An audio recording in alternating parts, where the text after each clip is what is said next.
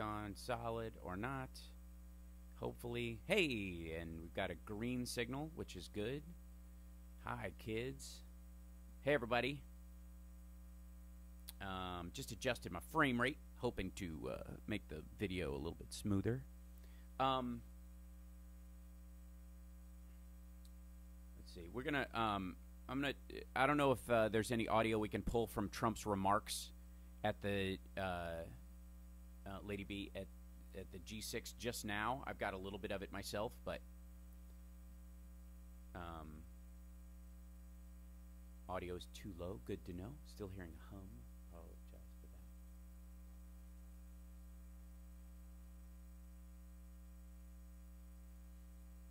2 seconds.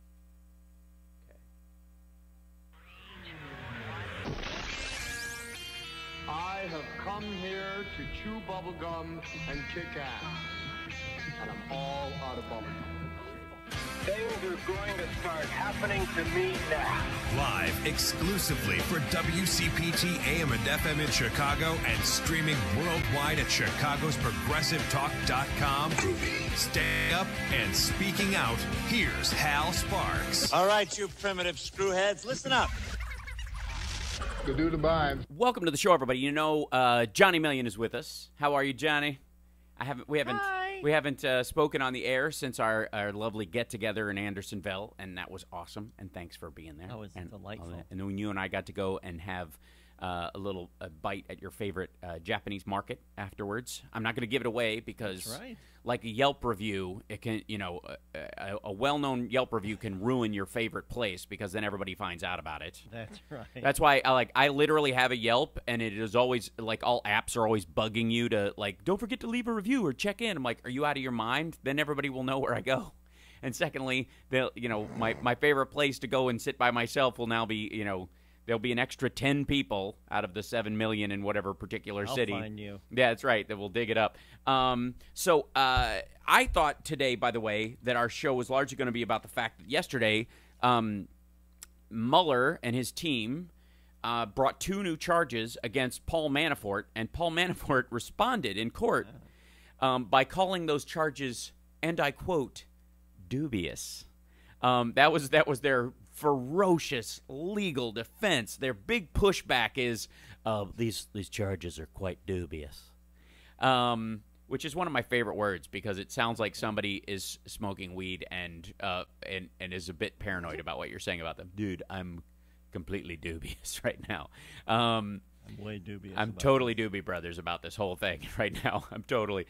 And we will talk a little bit about that because they filed a 9-page response where largely their footnotes and their references are not to actual legal proceedings, but how they are sort of perceived on Fox News, and I guess related groups that they were talking about. But they literally reference newspaper stories from The Hill and from the Washington Post as a way of defending themselves. Now, then the president comes out and says yesterday on his way to the G7 that it should really be the G8. It's a shame that, it's not the G8 because Russia is not involved in this and we're not negotiating with Russia, and Russia should be involved in these negotiations. Not flashing red lights for everybody. Oh, my God. Okay, first of all,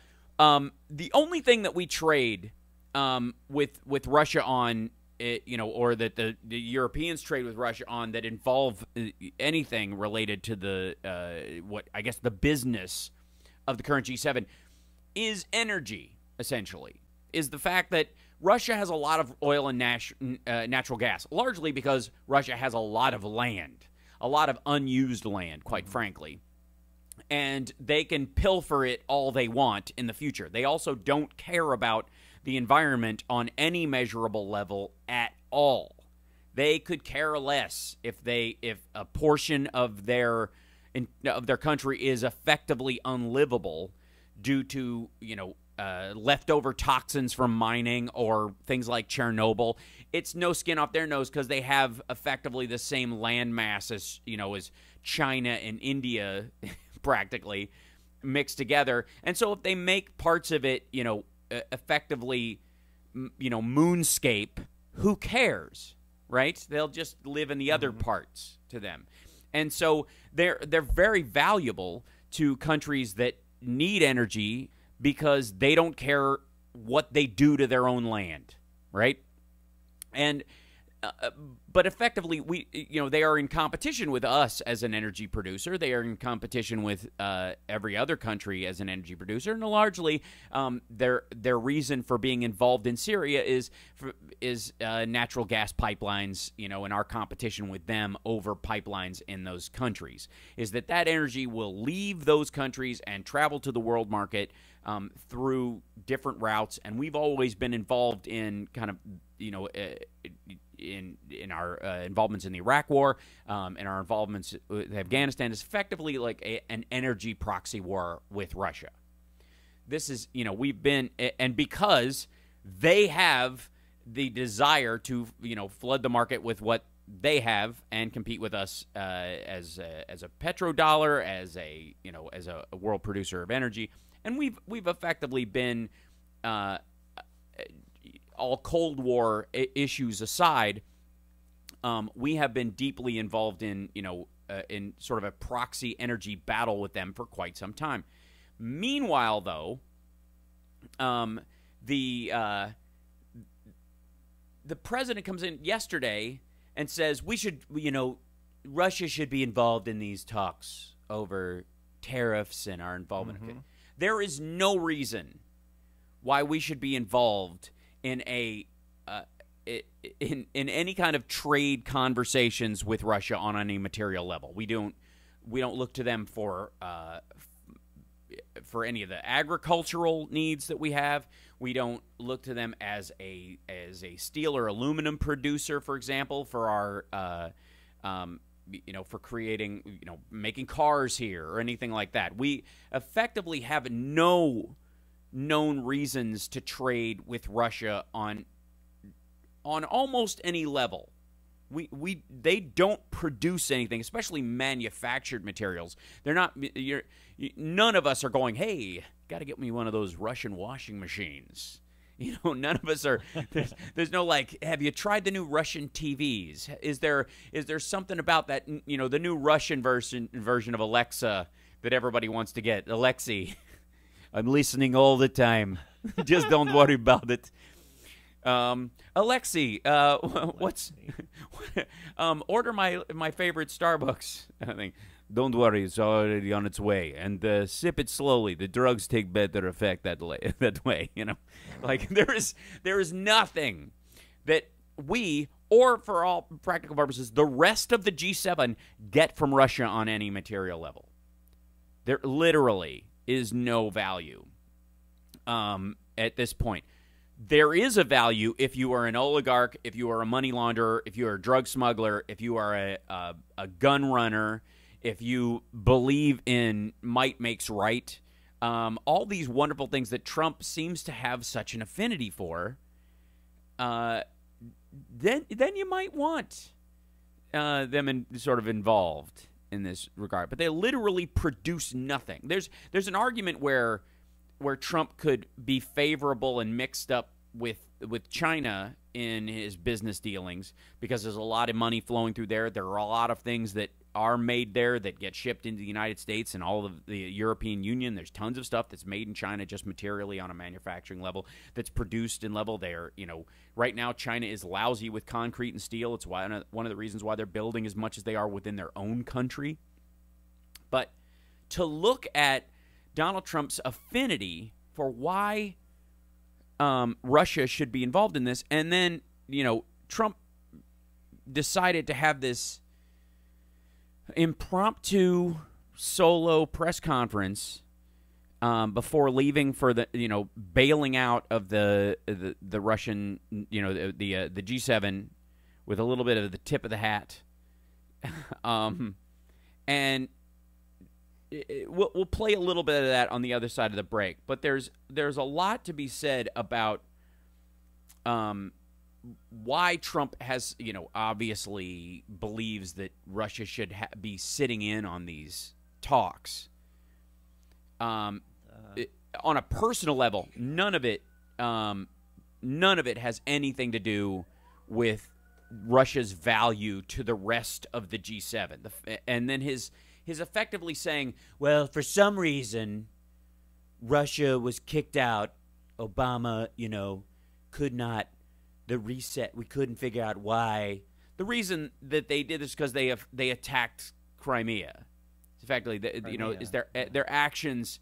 And by the way, and this was like the straw that broke the camel's back because of their invasion of Georgia, their use of proxy mercenaries in Ukraine and in Crimea and in Georgia over time. That it took a long time. There's a lot of foot dragging, quite frankly, and people being very patient with Russia before they were actually removed from the G8. And so his idea that they should just be there just because it used to be, so they should be let back in without any actual reason why. He presents no reason why they would be valuable to the talks. They should just be at the table. Yeah, they should just be allowed to sit there and listen in effectively because they bring nothing to this. And as a matter of fact, in attacking their neighbors, they are directly fighting back against them. We got to take a break. When we come back, we're going to play a little bit of his remarks, which,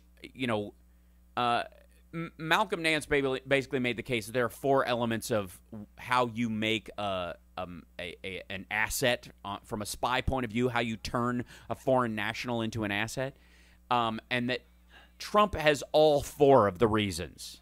You can compromise him. He's got no ideology. He's basically got he needs money, and he's got a huge ego.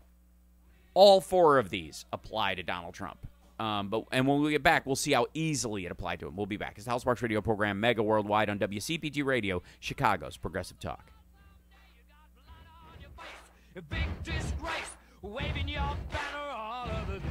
That's right. We will indeed rock you.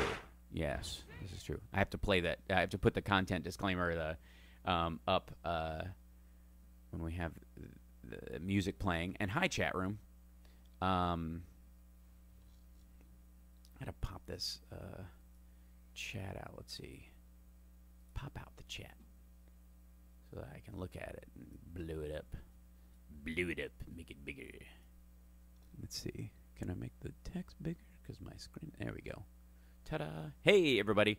Hi, Denise. Hey, Brad. Hey, Lord Dracul. Thank you again, Hal Vickery, for the super chat. That's so awesome. And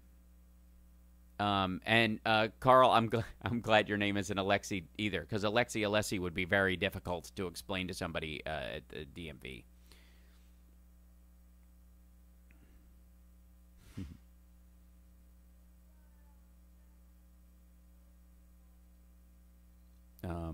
And we'll talk a little bit about Anthony Bourdain as well. Really sad. I always. You're now including stereo in the feed, Hal? Hal? Yes. Yes, Lady B. Okay. We have 40 seconds, and I got the audio. Oh, okay, great. You. Okay, awesome. Okay. Of his recent remarks of the beginning of it? Okay, great. So we'll the one with G7 Summit. Yeah. The countries to rob U.S., that's the one? Yes.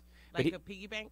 Yes, that's one of the clips from it, so we'll play that piece of it. But you can, he's got his whole thing. We'll see if you can find the incomplete remarks, because it's about his opening remarks are only about 5 minutes, so we could kind of break them down. Okay. Yeah. Okay. Before he starts taking questions and freaking out about CNN. Okay. All right.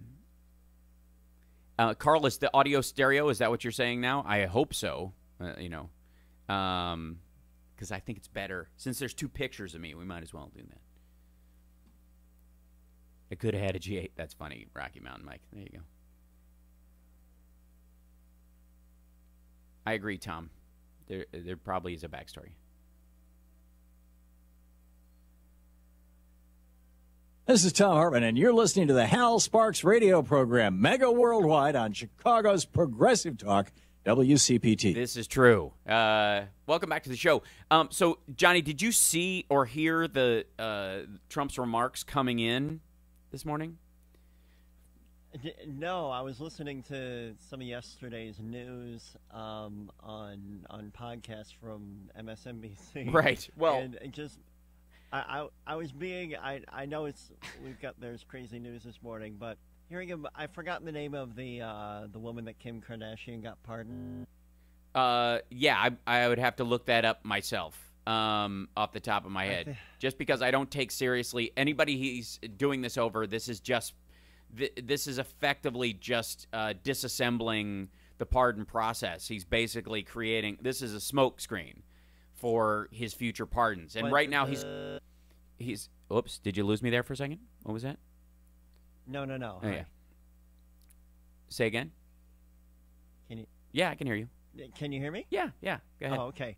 Yeah, go ahead. Yeah. Go ahead. But he was talking about her, and every time he said her name, let's say her name was Alice. I'm sure people in the chat room are freaking out. He'd be like, Alice is a very good... He's got this horrible scream to his voice. Yes. Every vowel that he puts out there is, we got a very nice... It's like evil Grover. I have a hard enough time listening to him, but he's settled into this horrible, everything I say is old man shout. Right. Well, it's effectively what he is doing. And yes, Julie in the chat room and everybody's saying Alice Johnson. You are correct. Her name is Alice. And good. And she was pardoned for being in jail for a life sentence after being convicted on a drug deal. Which, again, nonviolent drug offenders and and you can have, there's an argument to be had over dealers versus users as far as what crimes should be heavy or whatever, if the especially, and I do think there's a difference. We've lumped all drugs in classification wise on a federal level, that pot is the same as heroin, and I would call that my problem with that is and has always she was also convicted of money laundering. Charles Hayden is in our chat room is saying, which is really a big part of why he might have said yes to this, but is a natural part, by the way, of drug dealing and effectively, and Ellie in our chat is saying fix the system, not just pardon one person. He has no interest in fixing the system. What he's doing is he wants to selectively pardon people. He wants all the little positive feedback that he gets. He wants celebrities to bring him people that he's never heard of to pardon. Yeah, so he can that he can get little wins. Yeah, so he can smokescreen ahead of pardoning other people for the exact same thing and saying they've been treated very unfairly and that this was all a lie all along.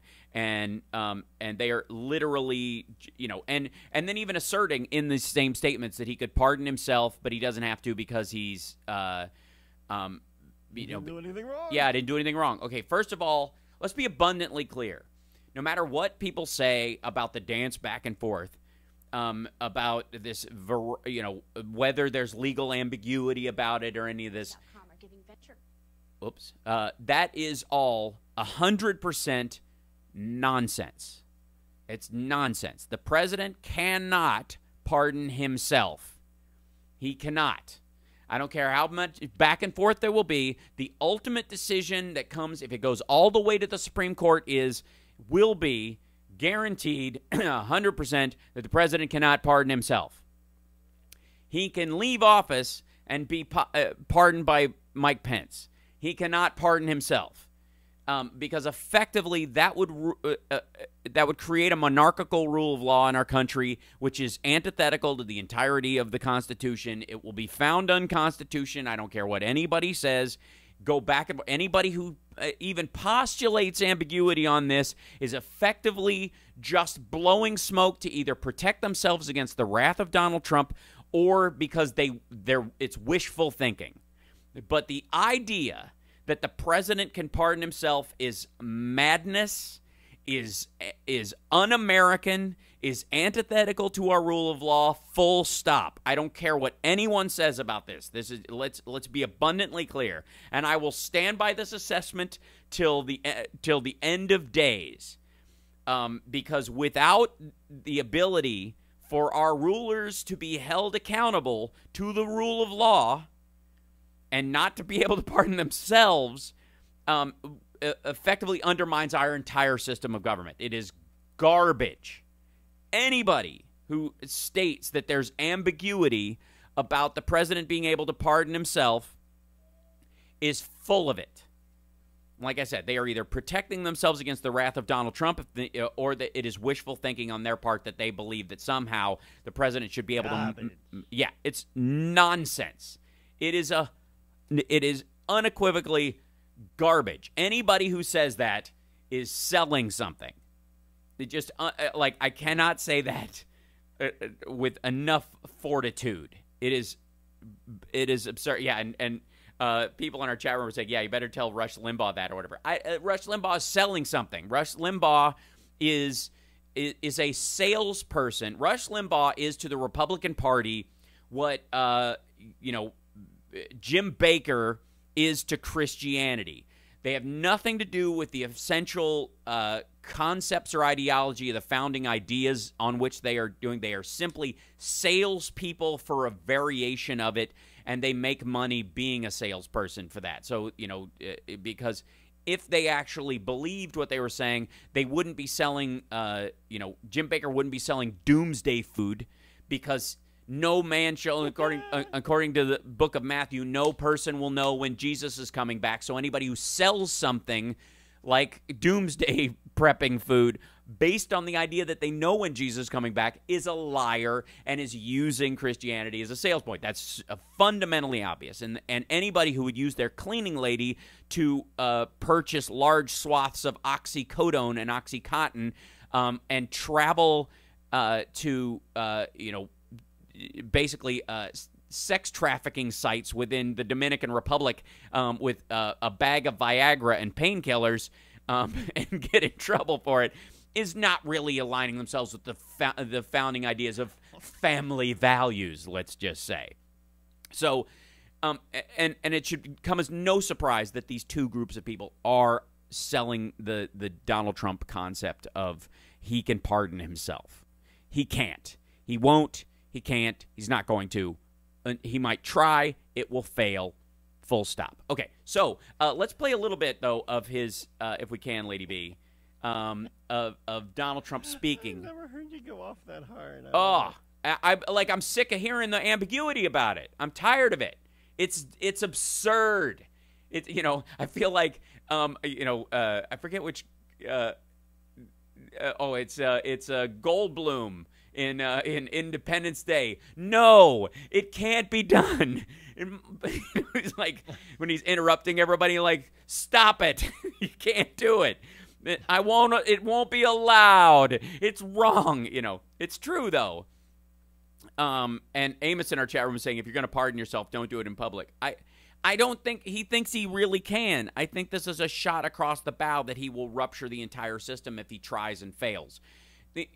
Understand, this is a stress test of our democracy, and I'm 100% okay with it going on, and I think our democracy will stand up to it eventually, and it will get ugly for a while. And no, parliamentary or congressional form of government, no republic, no standing system has lived very long without having this kind of a stress test. And as the longest running standardized democracy in the world, since the fall of the attempt in Rome, I suppose,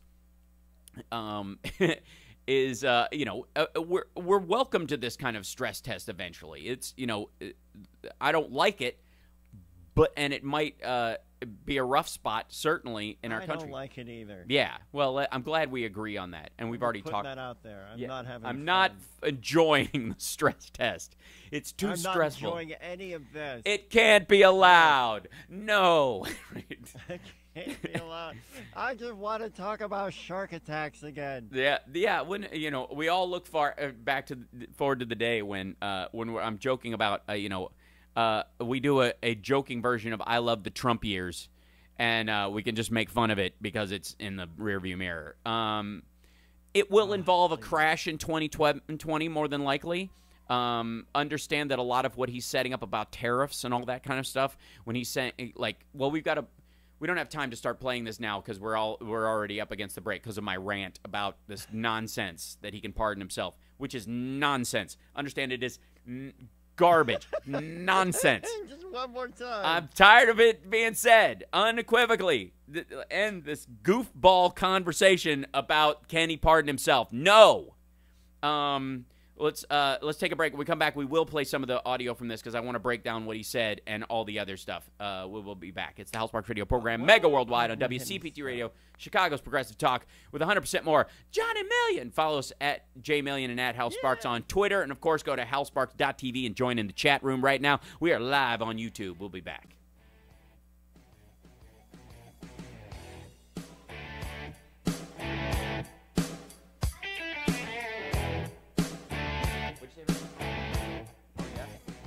Shoes untied. I will fix that right now. We can fix that. How you doing? You holding up okay? Okay? Yeah. Okay. But I do feel like I'm an old man when I'm watching that. You feel like you're an old man when you're watching... Whoops. Oh, you untied it again. Stand up. Come here. You feel like you're an old man when you're watching what? Larva. Oh, why is that? Because when they try to... When the red larva tries to turn into a butterfly, he gets old. Oh, I see. Because it's been a long time until he turned into a butterfly and he gets old. Well, that's why they're larvae. You know, larvae eventually become, you know, they turn into something else. That's the whole purpose. And then when he turns into a butterfly and his wings fall off and his legs fall off. Well, that's because he's a poorly constructed butterfly. I think we can argue.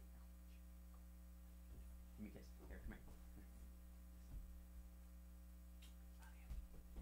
you. Psst, psst, psst. Love you. Okay, we're back.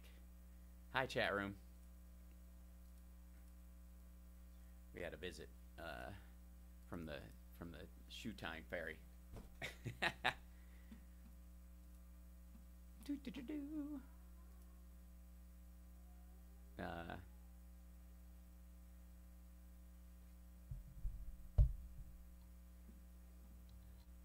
I see clouds. Okay, well, I did that on purpose. Stephanie Miller will be a basket for 2 more years of this. I don't know that there will be. Let's see.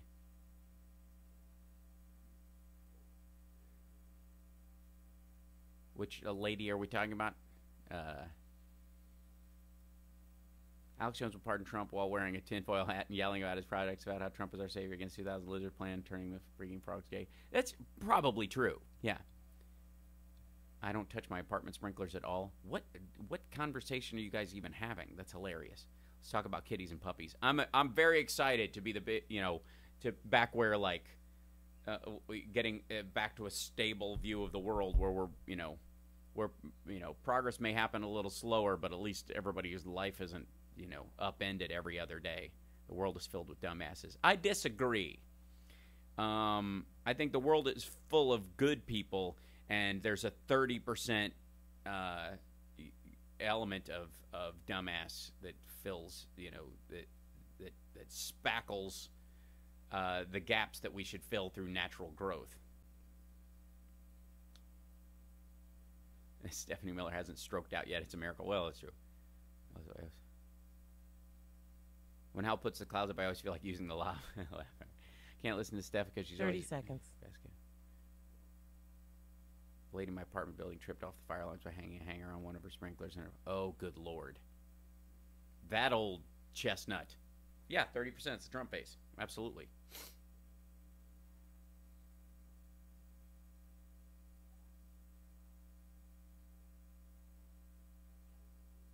We're coming back in a couple minutes. I see. It's pixeling a little. I don't quite know why. We'll be all right, though. Now back to the Hal Sparks radio program, Mega Worldwide, 773-763-9278. Welcome back to the show. So let's play a little bit of that audio, if we could, Lady B, of Donald Trump deciding to do an impromptu press conference about his experience, how great the G6 was, which he showed up late for and is leaving early from, and isn't over, but he declared it was and a huge success. Can we play a little bit of that? And I'll just tell you when to stop. Just But play it. because of the fact that the United States leaders of the past didn't Oh, okay. do a good job on trade. And again, I'm not blaming countries, I'm blaming our people that represented our past. It's got to change. It's going to change. I mean, it's not a question of, I hope it changes. It's going to change 100%. And tariffs are going to come way down because people cannot continue to do that. We're like the piggy bank that everybody's robbing, and that ends. Okay, so that was a clip from his when he was taking questions or whatever. Do we have the whole his whole remarks, Lady B? Just the just straight up the from the beginning of him walking out. But because understand, look for it if you can find it. It should be up. I think somebody by now someone has posted it clearly. But one of the things that he put forward while he was talking was this idea that he's going to get rid of all tariffs. The tariffs. He said tariffs, taxes, and subsidies would have to all go away. He wants free trade and fair trade, which, by the way, he doesn't understand are actually at odds a good portion of the time. Because free trade allows, again, free trade is a sort of libertarian fantasy that, stuff will just work its stuff out. That eventually if you just work it if you just let whatever country on any scale. Yeah, it's the Ron Paul thing. Like, hey, if a company sells poison meat, eventually we'll stop buying from them, no matter how cheap it is. And the people who got killed by it are just the price you pay for freedom. That the tree of liberty must be, occasionally watered with the blood of In-N-Out burger eaters. This is the idea that, that E. coli and all those kind of things that, that happen, or lead in toys or any of that stuff. That's just, that free trade is so important that you got to sacrifice a certain number of your populace rather than have standards up front.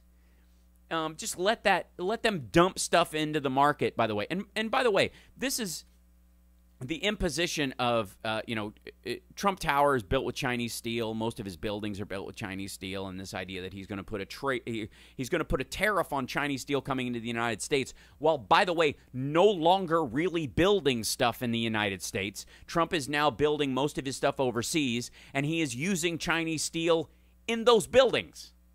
You notice there's no talk about the Trump organization using American steel in their, in their foreign buildings at all. It's an absurdity. It's all Chinese steel and Chinese concrete, and he'll go, well, these are the deals. I make smart deals, that kind of thing. So, the generalized absurdity that Trump is going to, by the way, get rid of all subsidies, which, while arguing that we're going to help our farmers and help our, our businesses, it is on its face absurd. Let's be abundantly clear. Here's a little. I found some of Trump. This is him when he first walking out. So. Announce what's happened, how we've done, and I think it's been very, very successful. We've concluded a really tremendously hasn't concluded, by the way. Successful G7, and would like to. It's not over yet. Provide you with He's leaving an update, early. and the gentlemen up are the legendary Larry Kudlow, the legendary Ledley, and the legendary John Bolton. Yeah, there's a legend of both of them ruining markets and arguing for the deaths of tens of millions. What we're here for. It's a great First, legend. I'd like to thank Prime Minister Trudeau for hosting this summit.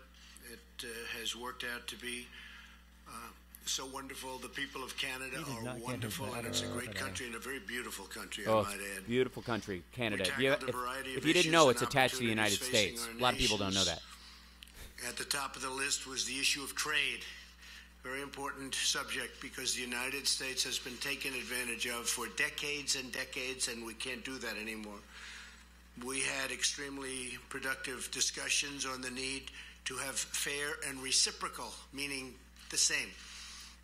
People can't charge us 270%, and we charge them nothing. That doesn't work anymore. Okay, so let's talk a little bit about that. He's quoted that figure over the last couple of days, especially. Like that's his favorite new thing is that dairy going into Canada has a 270% tariff on it. Okay. Canada, in its own production of, it has dairy farms and its own farming or whatever. In the mid 1970s, Canada had about 140,000 farms in the country. Okay. And the United States, because of big agribusiness, because we've also seen a shrinkage in our farms, and he uses that factor, like, look at the number of farms, it's going down. Yeah, but the farms in the United States are getting larger because big agribusiness is putting, is Walmarting farms across the country. They are putting mom and pop farms out of business. And by the way, this is one area where the idea of, what they call the death tax, the estate tax, not applying to farms as part of the farm bill, I'm actually for. I think that's a reasonable thing to do as long as the farm is of a certain size. If it's a giant agribusiness, if it's Koch brothers level size farm, then, my sympathy goes out the window because they're just basically acquiring farms and undermining them. Basically putting the smaller farms out of business by buying them up at once they, force them into bankruptcy like an old A-Teams episode. But effectively, we've seen a decline in the number of farms in the United States due largely to agribusiness buying out these farms. Getting these giant tax breaks that smaller farms didn't get or weren't able to take advantage of because they don't have the army of lawyers that it's required, and then these big agribusinesses basically scooping them all up, right? And Canada has seen a decline for some of the similar reason. They've had a growth in agribusiness as well, but also because they're overwhelmed by the cheap dairy and the amount of corn and other vegetables that come from the United States because we have more farmable land. We're not as cold as they are. We have more our plain states are higher producers, and so we're able to send them stuff on a cheaper level that undercut the cost of what it costs to farm with a living wage and maintaining farms in Canada. And eventually they did. Basically, farms have gone through the same thing that manufacturing has gone through in the United States, versus Canada. So Canada has happened with farms and us providing them with agricultural products and dairy, the way factories have moved to Mexico and China in the United States. That effectively the cost is so much lower. They've effectively put a tariff on dairy, especially the transportable milk solids. The way milk is actually transported, it's broken down into 3 elements. They take a lot of the water out of it. You can ship it cheaper when you do that, and then it's more useful to produce cheese and yogurt. Blah blah blah. Anyways, point being is that Canada started deciding as a way to protect some of their farms from disappearing. To put a tariff on it coming into the country so that people would use locally produced stuff, and protect themselves from the undercutting market that the United States provided. Exactly, by the way, the same thing that Trump is arguing about Chinese steel, for the record. Almost the exact same system. And yet now he's arguing that they shouldn't be allowed to do that. Again, Canada had about 140,000 farms in the mid-'70s.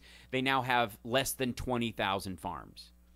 And he sounds very tired in that clip. Yes, he does. Yeah, he is. I made a lot of statements having to do with clarity. We want and expect other nations to provide fair market access to American exports, and that. Whoops. Apparently my iPad just rejected the idea of him talking. Like, no. It just went no. Alice. Alice. But we wanted to have a little bit of a So I made a lot of statements having to do with clarity. Clarity. We want and expect other nations to provide fair market access to American exports. And I don't know if he means by clarity he means like a see-through fence. You know what I mean? We have to have see-through. Both in the wall, we need see-through, and in our tariff. You need clarity in these things because I don't understand all these big numbers and I don't understand the multi-year effects of what I'm saying. He thinks that the solution to his problems that are occurring right now will happen immediately. And the problem when you do that with certain market aspects is that if you fix something today wholesale, you can destroy the future of a market. You can undermine it. I mean, effectively, that's what there's. When you had Bloomberg and one of Bernanke's assistants basically saying that the rug is going to come out from under the Trump economy in 2020, that we're coasting on the Obama economy. All of the stuff he's done with the tax break and all that kind of stuff is effectively a stimulus. He is doing a stimulus when none is needed, when we're almost near full employment. And when you do that, you don't have anything in the barrel if you do have later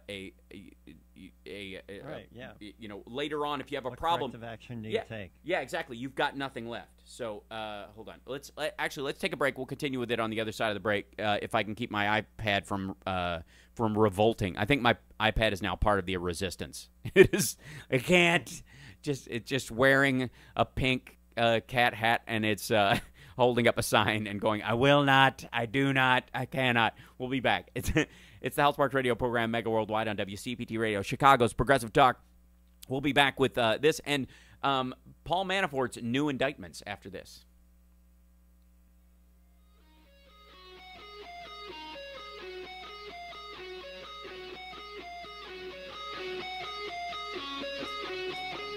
This is a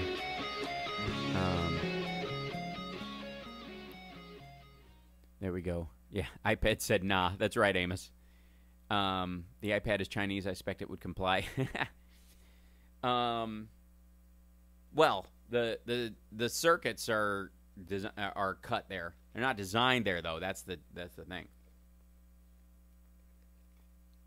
Let's talk about Mueller, please. Yeah. Yes, please hit the like button and subscribe. I appreciate that. Everybody mentioned that. The more everybody if you're in the chat room, you're joining us for the first time, don't forget to like and subscribe. You can also help us out on Patreon, patreon.com/HalSparks, and you can also donate via the Super Chat. That's the only thing that keeps the show going because we don't actually I don't get paid by the station, WCPT. We do this basically as an act of citizenship. I've been doing it for a long time, and I think it becomes, I was hoping at one point that we could kind of sort of count on the show as being kind of maintenance, and now it's actually more important than ever, especially leading into the midterms, because the midterms may be the only option we have to right the economy and the stuff that Trump is doing before 2020 creates a crash. So there's a very strong danger. Yes, ring the bell. That's right. Don't forget, if you click on the bell on down your lower, where am I? On my left? Yeah. You can get notified when we come on the air, including all the times when I pop on just to test equipment to see if stuff works. Which are some of our most fun shows, quite frankly.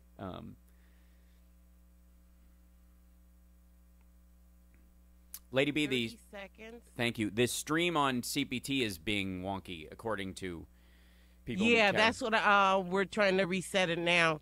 Oh, see? So we just reset it, so it should be working now. Okay, great. Yeah, they heard it come back. Okay. The Russians are always hacking our stuff. This is true. I know, right? Yep. Get away. Thank you, Julie. I like Surprise Julie as well.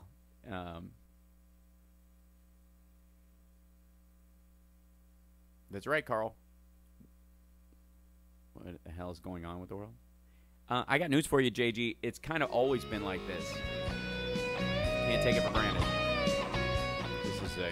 Now back to the Hal Sparks radio program, Mega Worldwide, 773-763-9278. And more live, exhausted Trump showing up late for a meeting, leaving early, declaring victory, and saying basically that I'm doing great. Whatever steps are necessary to protect American industry and workers from unfair foreign trading practices, of which really there are many.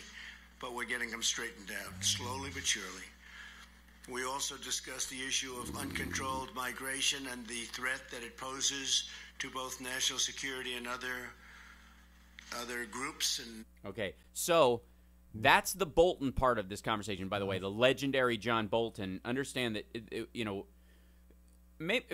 let's talk for a moment about the Russia thing. Okay, so there's two reasons why Trump gets away with his being so deferential to both Vladimir Putin and Russia as a concept.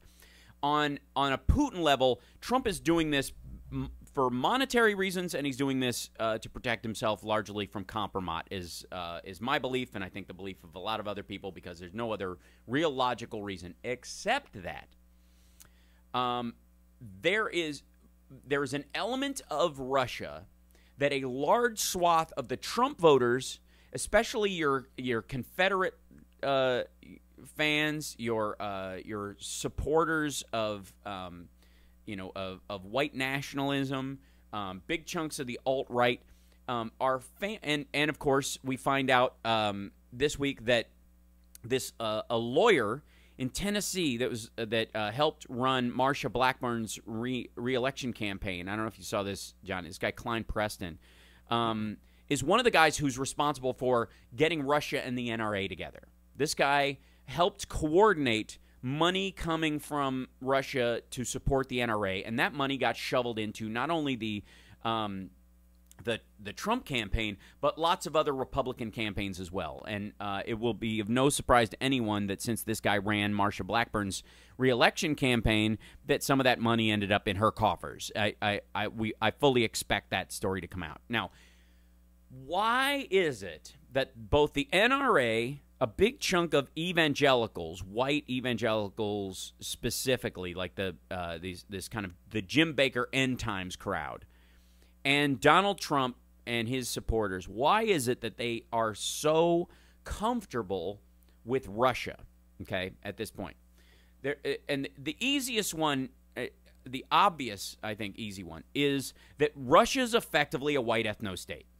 That it is effectively a uniform ethnic country that is, for all practical purposes, 100% white. They are also they've had a history of dealing with Muslim terrorists that they have used as a way to clamp down on Muslim immigration in general. They have a very sort of pro-macho, anti-gay stance where being an LGBT activist is effectively illegal there. So from a white nationalist, from a racist standpoint, what's not to like is effectively the reality about Russia. The NRA, if you really look at the NRA and what its goal is, the Russian state is antithetical to them because the rules about having a gun in Russia are way more draconian than the United States. You have to, you can have a hunting rifle, you can have, certain, capacity of clips. The rules are very specific. It can be removed by the state at any point without hearing. And you have to have a gun license for 5 years before you're allowed to own a handgun. Your amount of ammunition is regulated. There's all sorts of rules that if they were, proposed in the United States, it would be the greatest freak out the NRA has ever had. And yet they cozy up to Russia without ever complaining per se about them. They have these little gatherings over there. Russia lets them have these gatherings because Russia does not care about how many guns are on the streets in the United States. As a matter of fact, they are for it.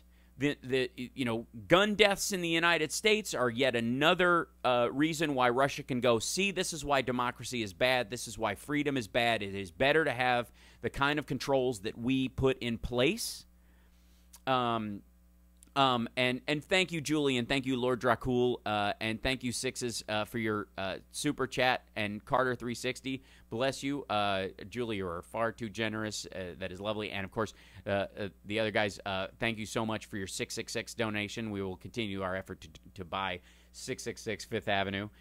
Please contribute to that. I think we should have a telethon again soon, but like an actual massive one, like a straight-up Kickstarter. I'm going to try it, and I'm going to set up a Kickstarter to try and raise $1.5 billion to buy that. You're going to have to do a Jerry Lewis impression from STEM to STEM. Lady, hey. I can sweat. How about that? That'll be the closest thing. So, point being is that while Russia is the antithesis of what, free gun laws, that the NRA is shooting for in the United States, Russia is more than happy that we have school shootings and mass shootings and, shootings like Vegas where people have, 30-round clips and bump stocks and situations. So they can argue about how much better run their society is than ours. So they will always, push for that. And the NRA is one of their methods for doing so. The NRA is a useful idiot for the Russian government. And at the same time, they have used the NRA to funnel money into Republican candidates who will both push this ideology and also argue for, protectionism for Russia. Now, Marshall Blackburn is, I think, a great example of how that system works. On the one hand, she will go on CNN, MSNBC, other what would be considered balanced or left-leaning news organizations and argue against, the Mueller probe, saying that there's no collusion, saying that it's a waste of taxpayer money, protecting Donald Trump from any people looking into that issue.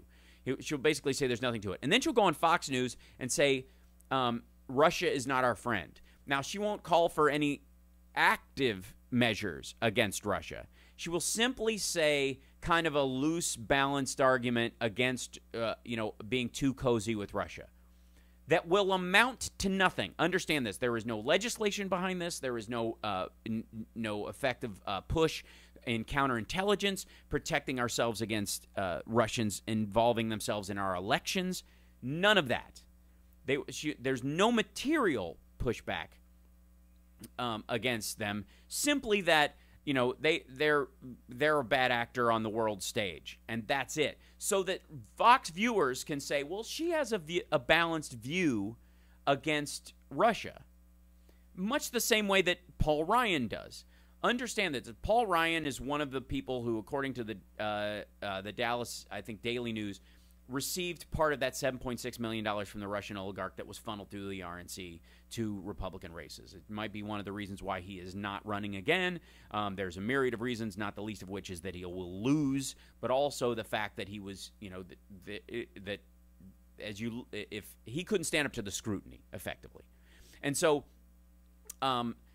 Paul Ryan is often saying, that Russia is not our friend and we have to be careful about Russia, and Russia is concerning and their actions are concerning, while at the same time letting Devin Nunes and the House Intelligence Committee create this, smokescreen effectively for Donald Trump and the Russians. So I don't care when they go on Trump and go, well, obviously they don't mean us well, if there's no material statement to back that up. It is simply, again, much like the pardons, a smokescreen, right? This is just part of it. And so Marsha Blackburn will do this kind of two-tiered approach. She'll go on CNN and say the Mueller probe is a waste of money and it's based on a lie, and that and argue against Carter Page's FISA warrant and yada yada, and say that the FISA warrant started with the dossier, which it did not. She'll make those arguments on CNN and then go on Fox News and go, well, Russia's a problem, and we got to keep an eye on them, but I can see them from my desk, effectively. The sort of Sarah Palin approach to Russia. We'll be back right after this. Paul Manafort filed a response to Mueller's charges against him, and it's goofy. Effectively, it is an absurdity. It will be tossed out by the court, and the charges will go forward. Understand that. We'll be back. It's the Hal Sparks Radio program, Mega Worldwide, with 100% more. Johnny Million will be back right after this. Wee-hoo.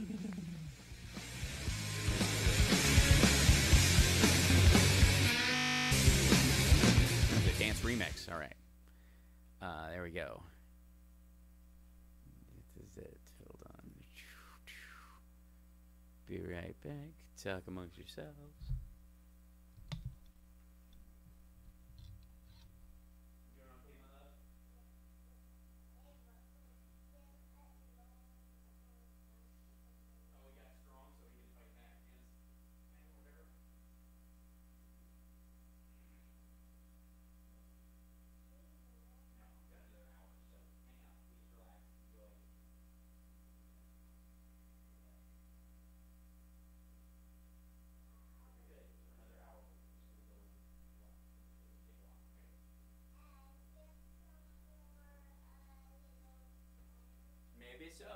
Maybe so.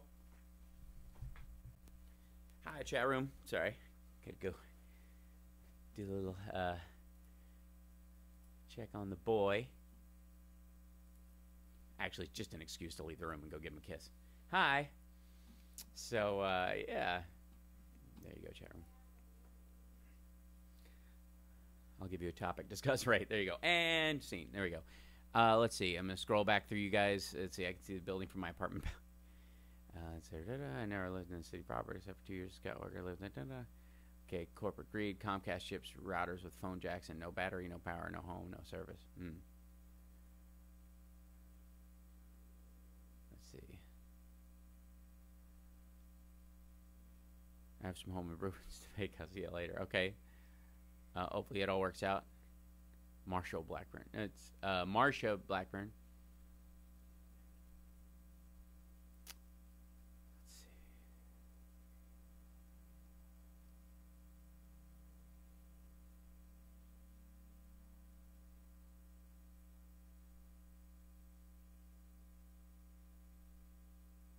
Let's see. Let's see. So next time Aga says, what about the way LGBTQ are treated in a minute? One can reply, what about the way guns are restricted in Russia? Yeah, but and also the way the LGBT community are treated in Russia.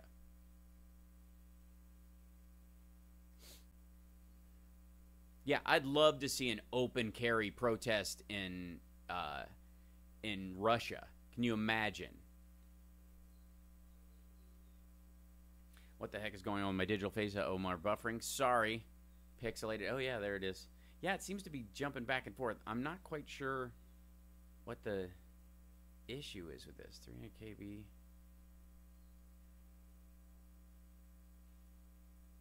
Yeah. There we go. Now we're back. It goes through these jostled points. I'm not quite sure what the deal is. There we go. Kind of hops back together. Sorry. You can maybe reload the page, perhaps? I'm not quite sure. We'll see. Sorry, it'll be back on in a second. It is abstract art. I am teleporting myself. This is true.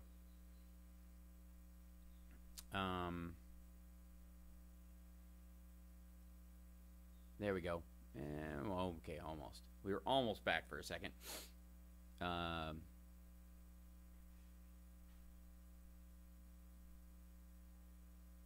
that's the so it's an encoder issue. All right.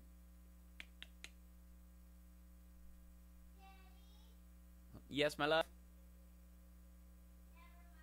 Okay. You okay? Okay, you got it? Okay, good. Well, thank you. All right, let's see. Now you have couple callers. Okay. And you're about a minute and a half. I don't know if you want to take them now or in a little bit. I think we'll do it at the second segment. We'll do a little more audio on the top of this because I haven't gotten yet to where I want to get to on this.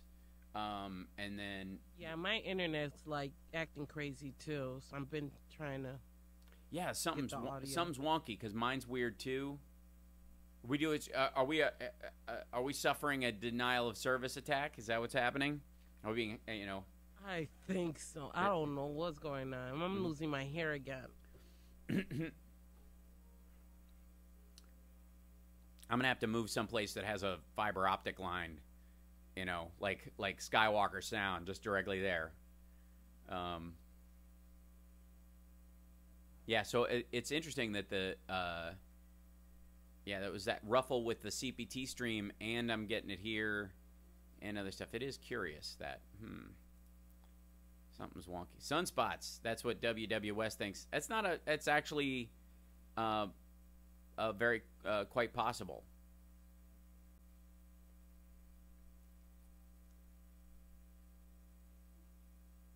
Dude, they still have packs of roving white supremacist gangs beating up people in Russia? I don't know. I mean, I think they've effectively... How do you tell the difference between those and just kind of your run-of-the-mill Russians? 10 seconds. Okay.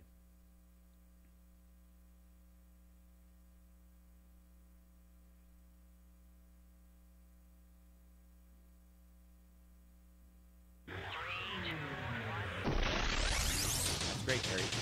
You're listening to Hal Sparks radio program, Mega Worldwide. I've had people walk out on me before, but not when I was being so charming.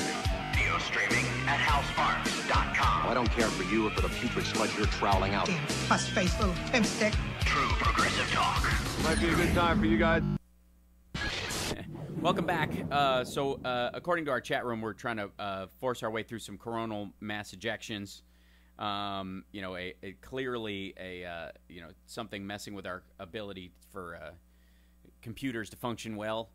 Because I don't think Mercury's in retrograde. I don't think we can blame it on that or whatever. But actually, today's I don't want to jinx it. I'm not going to say that today's show is going quite well for that reason. Do it. Let's just continue with a little bit of this Trump stuff. And by the way, Carrie, thanks in our chat room for bringing up the Queers Folk Entertainment Weekly reunion. It's not a show reunion, so don't get freaked out. But it was a very sweet picture with you and Sharon. It's very lovely. Yeah, it was a really great time with her. It was a great get together. I don't like the pictures very much because my face is kind of puffy because I had a sunburn. Say her name. Sharon Gless. Jerry Lewis. Sharon Gless. I don't know that I can. I think my Jerry Lewis is always John Stewart's vague version of that lady. All right, here we go.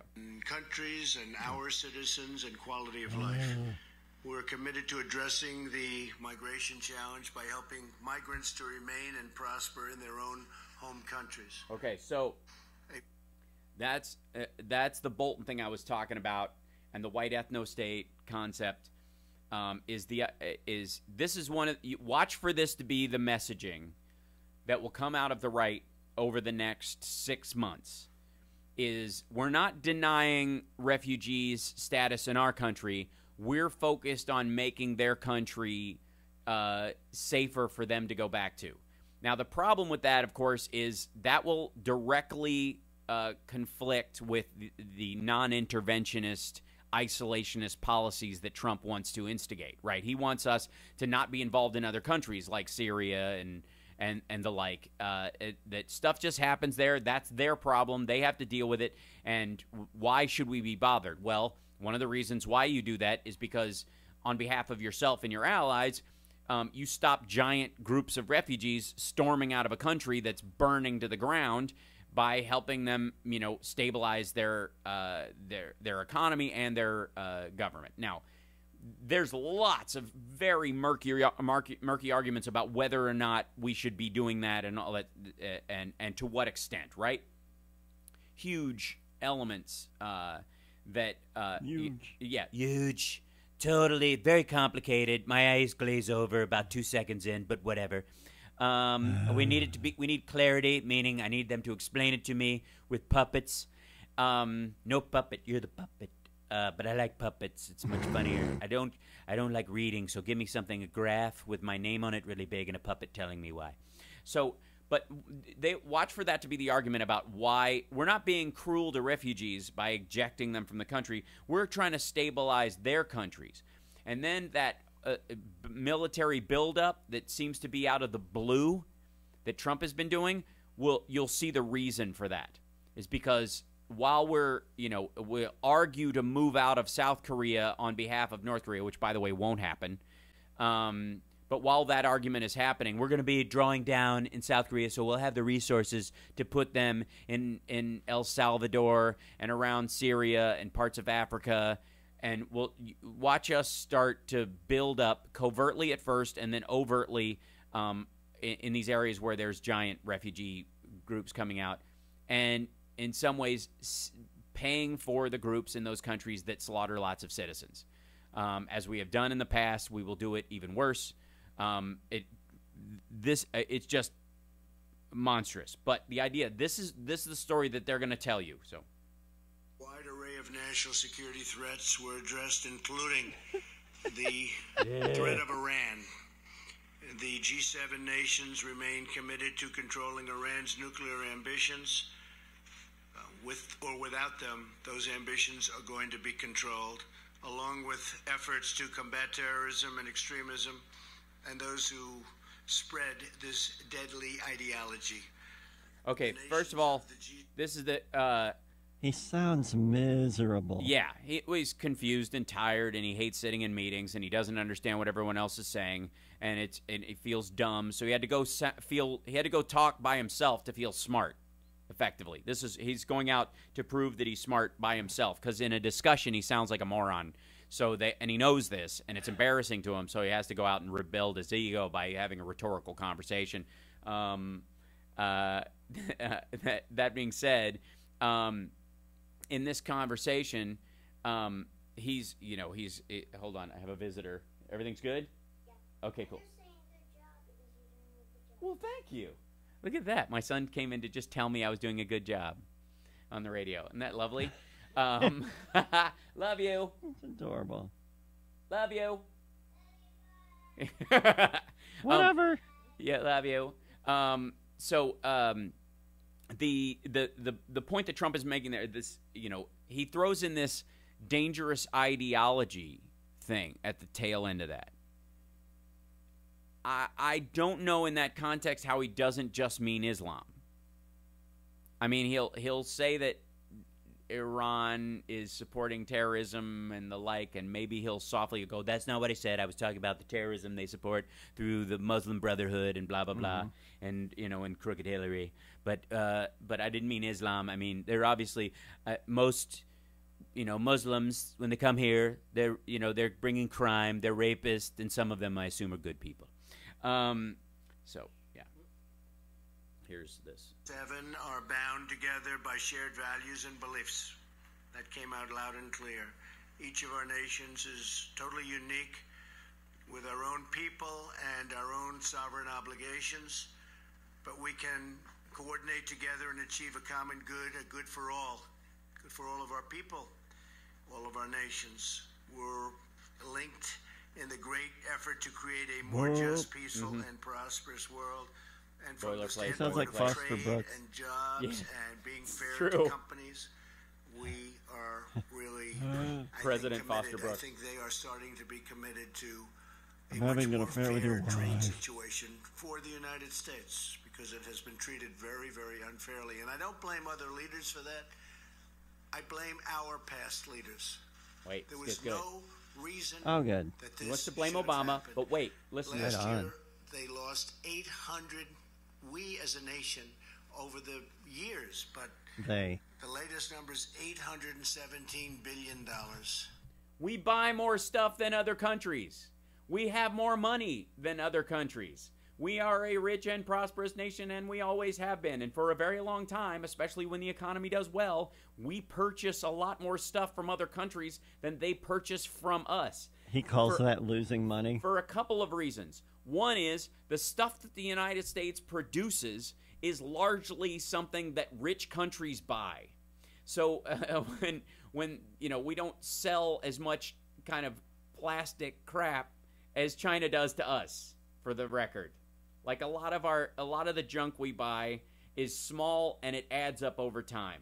We have somewhere, depending on who you talk to, a 7 to $21 trillion annual business. Like the amount of money that runs through the American system every year is anywhere from between, and this is from, literally quick things changing hands as far as food and impulse buy level products to real estate, $7 to $21 trillion.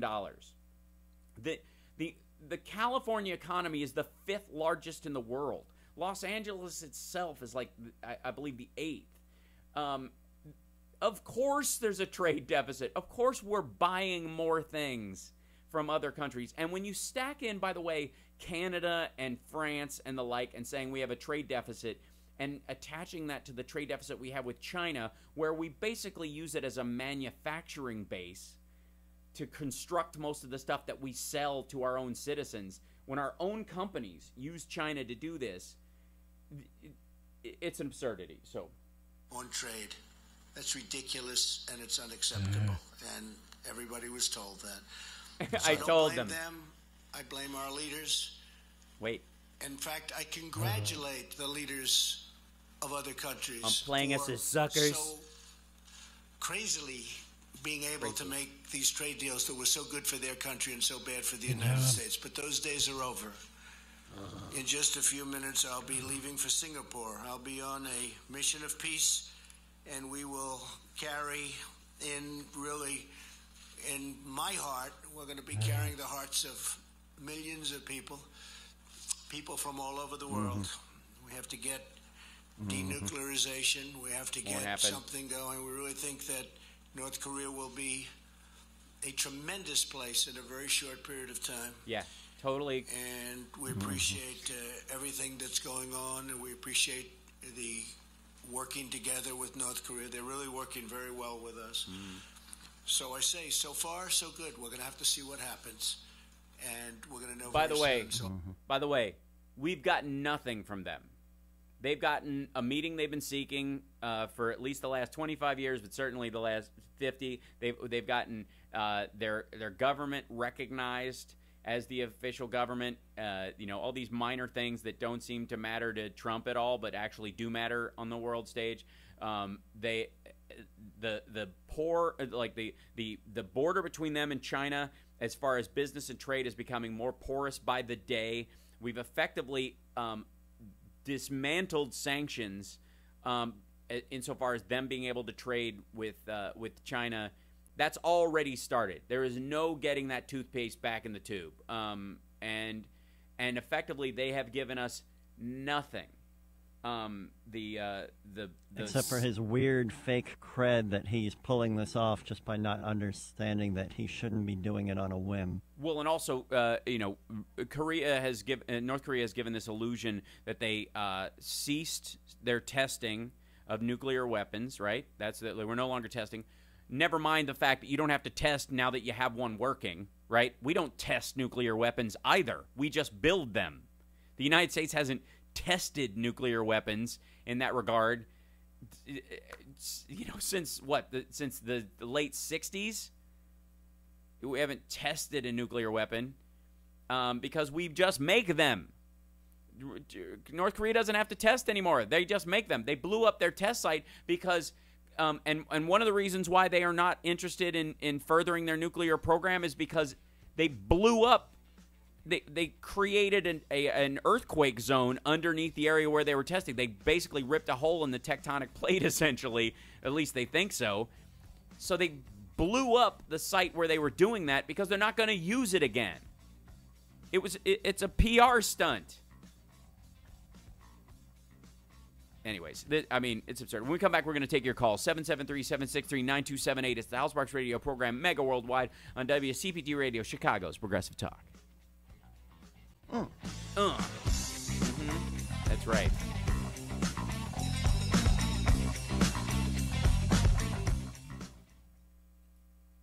That is it. Hi. Give me a high five. Good job. Thank you. High five. Awesome. Thanks. Good job. Does it sound good? Double thumbs up for doing the job. Thank you. Double thumbs up. Nice. Actually, 3 thumbs ups. You see, I have my big toe sticking up. That's awesome. Thumbs up. 4 thumbs up because you're using your thumbs and your 2 big toes. Oh, I love that. Thank you so much. That's so great. That's all I need to feel like I'm doing a great job is that you give me 4 thumbs up or 2 thumbs and 2 big toes. There you go. So, let's see. Okay, you guys are talking about beignets. That sounds delicious right now.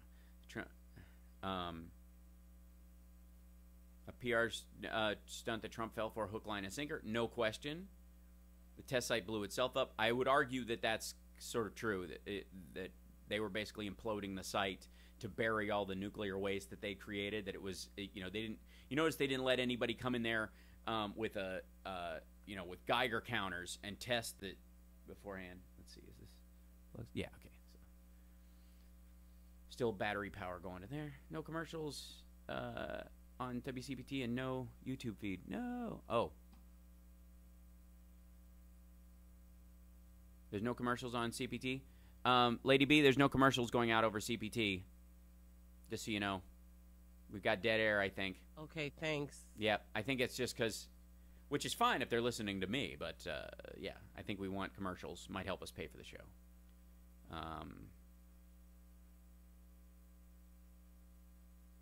John Stewart had some interesting things about Trump, Russia, and policies lately. Some might not like it. Maybe so. YouTube feed is good there? Okay, good. Nice to know. Yeah, it seems fine on mine. Like I said, I run everything back and have to look at it. 10 seconds. I mean, 15 seconds. Okay. 10, 15, whatever. Somewhere in that ballpark. Just radio.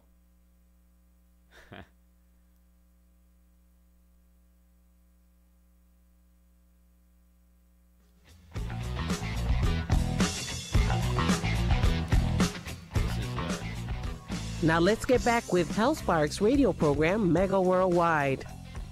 We love the dulcet tones of Lady B. Johnny, we have some callers, don't we?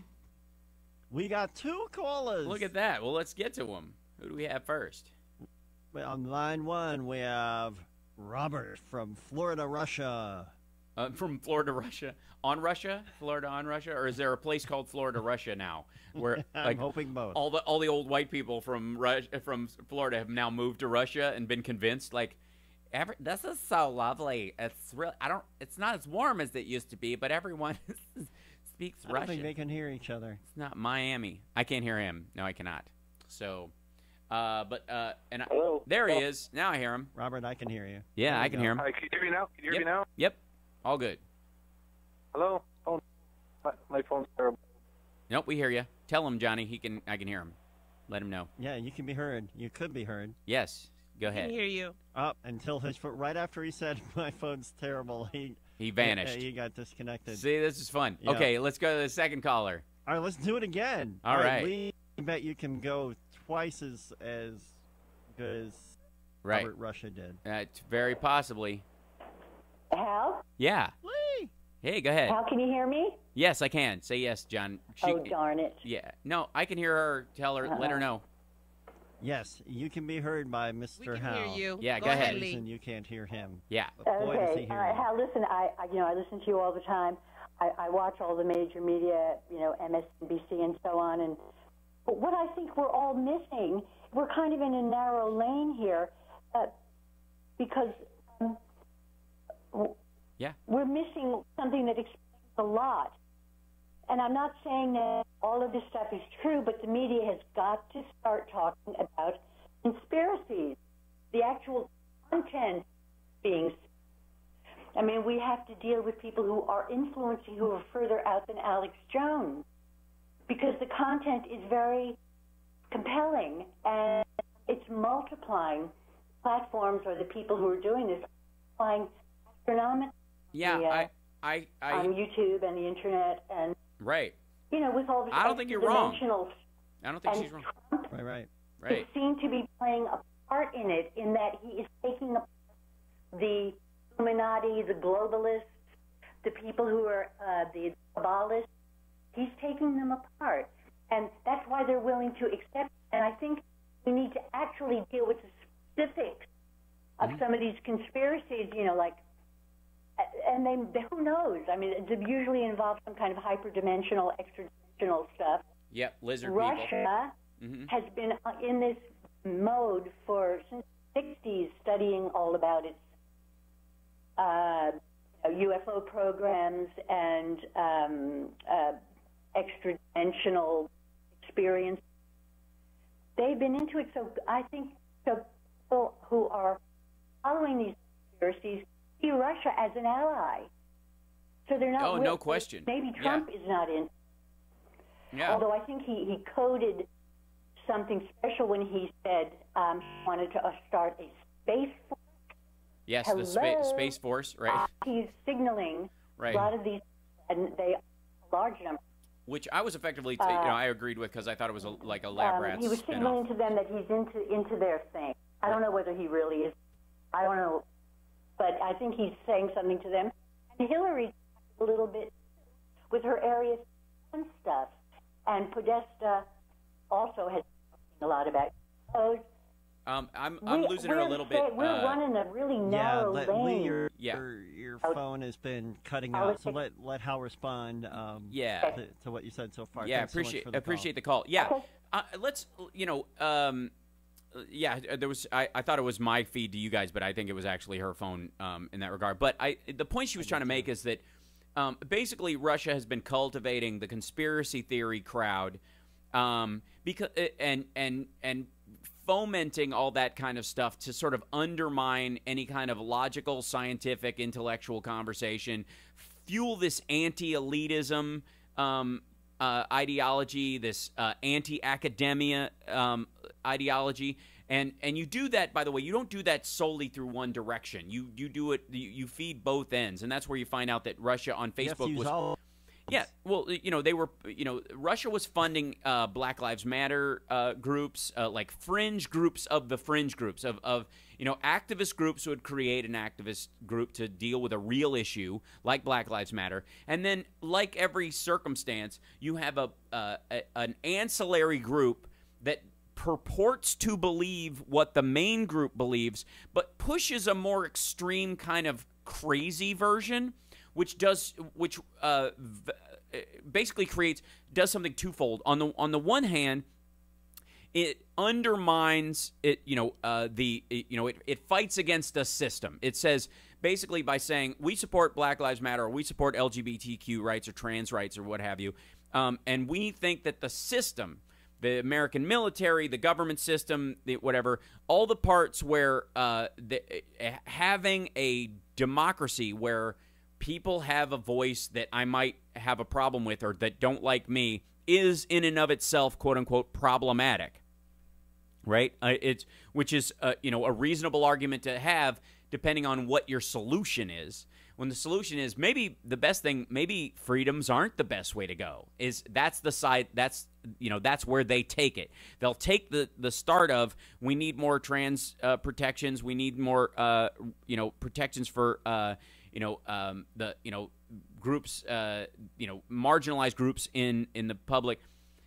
And what their solution is, though, is limiting the rights and freedoms that we take for granted in the United States. That's the problem, that makes them not genuinely for the group that they're purporting to support. The other thing is that they take a version of those belief systems, the most extreme version and they blow them up. They make them seem out of balance with with sort of the mainstream of Black Lives Matter or LGBTQ rights or what have you, so as to undermine the conversation that those groups are having, to make it look like there is that those groups, that the normal groups that are trying to help with activism are actually problematic themselves. Right, and so when the alt-right decides to go off on a tear about Black Lives Matter or about trans rights or any of those things, they use as fuel the argument that the people fighting for trans rights are insane. Here's this quote. Here's this quote. Here's this quote.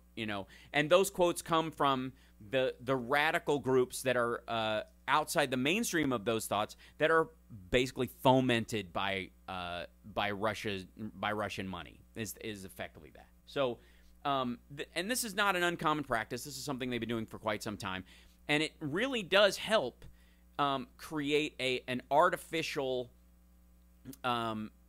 conflict where none might not exist. It is effectively when they were fueling the Bernie Bros anti-Hillary groups. They would take people who were, effectively, either upset that Bernie wasn't taken seriously enough as a Democrat within the DNC, and that they, that the DNC would, shock horror, support a Democrat in seeking office within the Democratic Party, and turn that into a massive conspiracy against working people, and that corporate Dems are trying to burn down, workers' rights within the United States. Never mind the fact that since we live in a democracy, there will be plenty of blue dogs and people in conservative districts that are Democrats that will have more conservative views of how the government should operate, even though they will sign on to the DNC platform that will eventually, however slow for some people, move us in the direction of a more inclusive and open society. The idea is that it all has to be scrapped. We must fight back against elites and that whole group, and using the sort of Russian-backed groups as language as to why everything should fall apart. This is not a mistake. She's absolutely right. There is an active conspiracy by the Russians to foment these kind of groups. We got to take a break. We'll be back right after this. This is, and this, by the way, I lay this right at the feet of Jimmy Dore, at Lee Camp on RT. This idea that while they might believe in some of the things that they are saying, they are absolutely being funded and pushed by people who are absolutely one-sided in their view of these kind of things. That is the idea that everything the United States does is effectively corrupt at its root and must be torn out. Meanwhile, Russia is a poor victim of the United States, is hypocrisy and all that, that they do nothing wrong, that we are unfairly holding them back, that there is nothing wrong with how, Vladimir Putin runs his country, and that Donald Trump's defense of him is just a natural feeling, and that when America, does something that is questionable, it isn't something we handle politically. It is a sign that America is rotten to the core, whereas when Russia does it, it's America making them do it. That is effectively the Lee Camp Jimmy Dore argument, which is why they got the voice that they have. I think it's a shame, but it is definitely an integral part of their strategy. We'll be back. It's the House Sparks Radio program, Mega Worldwide, on WCPT Radio, Chicago's Progressive Talk.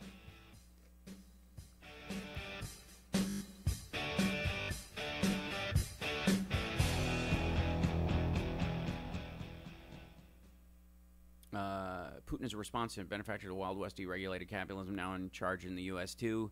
Gilded Age excesses. Thank you, Denise. I appreciate that. Well, we're at no point going to make the kind of money that Jimmy and Lee make with their push, because we won't get those Russian petrodollars funneled into us through shady side groups. We just got to rely on you guys. Thank you so much, Carl, and thank you, Jen Becky, for that, and thank you, and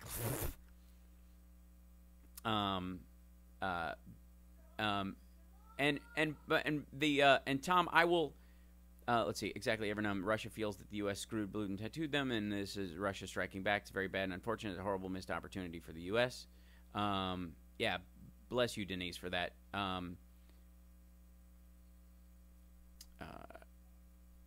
See, I've been.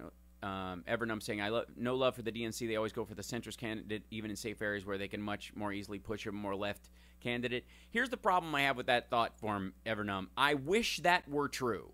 The problem I have is that the more left you go as far as voters go, oftentimes they don't show up again. They may show up in years where we have a presidential election and people are fomented about this, and they very well may show up this year, but historically they don't. And if you're betting on who's going to actually show up, it's why the youth vote doesn't get taken very seriously, is because it's a different group of people each time, and they just don't show. And that, I think it's unfortunate that they make that kind of a bet, but yeah. What exactly is a troll? Someone that says things you don't agree with, typical slow, like lib response.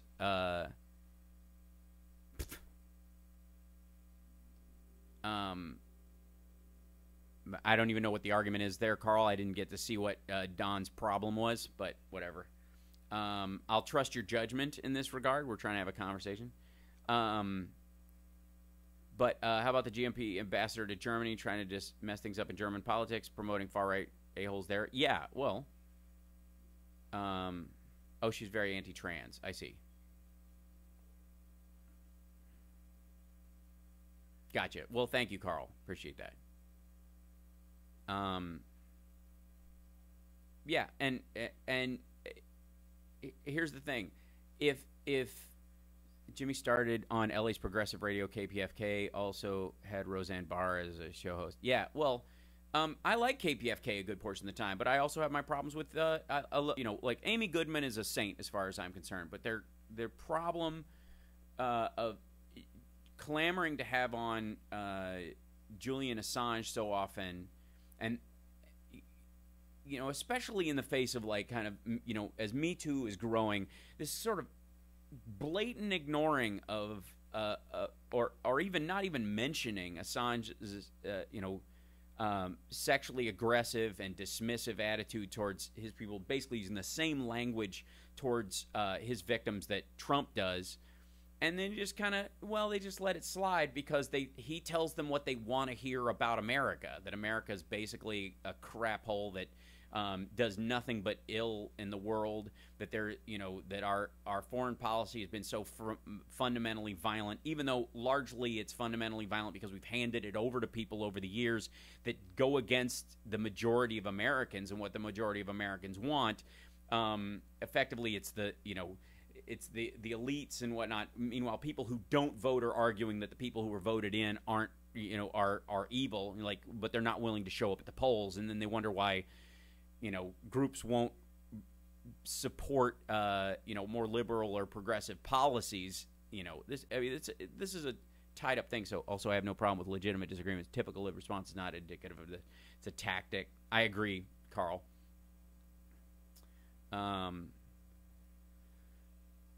Let's see. I feel like some of the trolls had past trauma in their lives, so they lash out and latch onto others like them and not reach for healing. I think that's entirely possible, but I don't know that they can count on healing. Yola, I think there might be something to these sunspots issues. Maybe.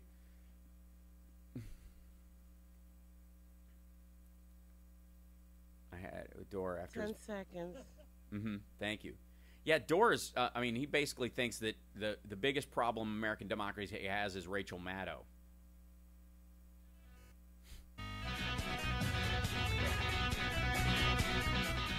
I'm Dave from Back on the Beat, and here is the mega worldwide radio program with Hal Sparks.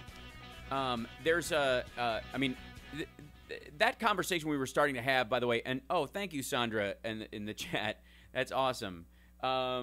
For the super chat. We greatly appreciate it. By the way, go to halsparks.tv and join us and watch the show there. You can watch, if you miss the show or if you ever want to hear it, we basically, we YouTube the show every weekend. So if, it's effectively what we have instead of a podcast on the show. And now I think the chat actually stays with it. So if you want to see what the conversation was in the chat as we went along, you can now, review what was being discussed. We talk about what's going on during the breaks. It's great. You can sometimes, Johnny will join in and speak in the chat as well. It's kind of a lovely thing, and occasionally Lady B will join us in there. But you're always welcome. HalSparks.tv will take you right to the YouTube channel, and you can join us. And, of course, like and subscribe to the show because, that we are always ice skating uphill against that subscription level thing.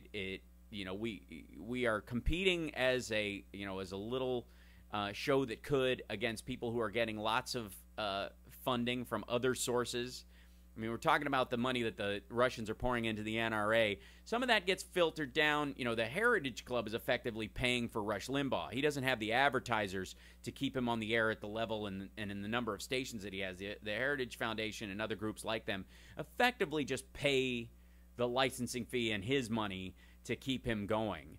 We're not underwritten like those folks are. So we are, you know, it is 100% you guys helping us. Much like, you know, Sam Cedar and the Majority Report, Ring of Fire, those other shows. And, of course, all of the shows on WCPT need as much engagement from progressive and liberal listeners as possible. But anyways, enough of my rant on that. Right, Johnny Million? You're there with us, are you not? That's good. I don't know if we have another caller on the air, but you know, with us. But if we had to field that, hard to say. Can you hear me, Johnny? Are you there? I'm not hearing you. Nope, you're muted or something. Are you quiet? I hear you very faintly, but just like through cotton. I don't know what it is. So we'll figure that out. Maybe your mic's off. Am I back up? Hey, look at that. Your mic's on. Lady B turns off my mic and turns it down, and then she leaves. She See, well, now you know how to run your mic. Done. No, I don't. It's on the other side of the big weird. No, you have an on button right in front of you. Cage that they keep Lady B in. Yeah, you have an on button. You can just hit it and turn. I your do have mic. an on button, but then she'll turn it down. Oh yeah, the volume. I can't. Yeah.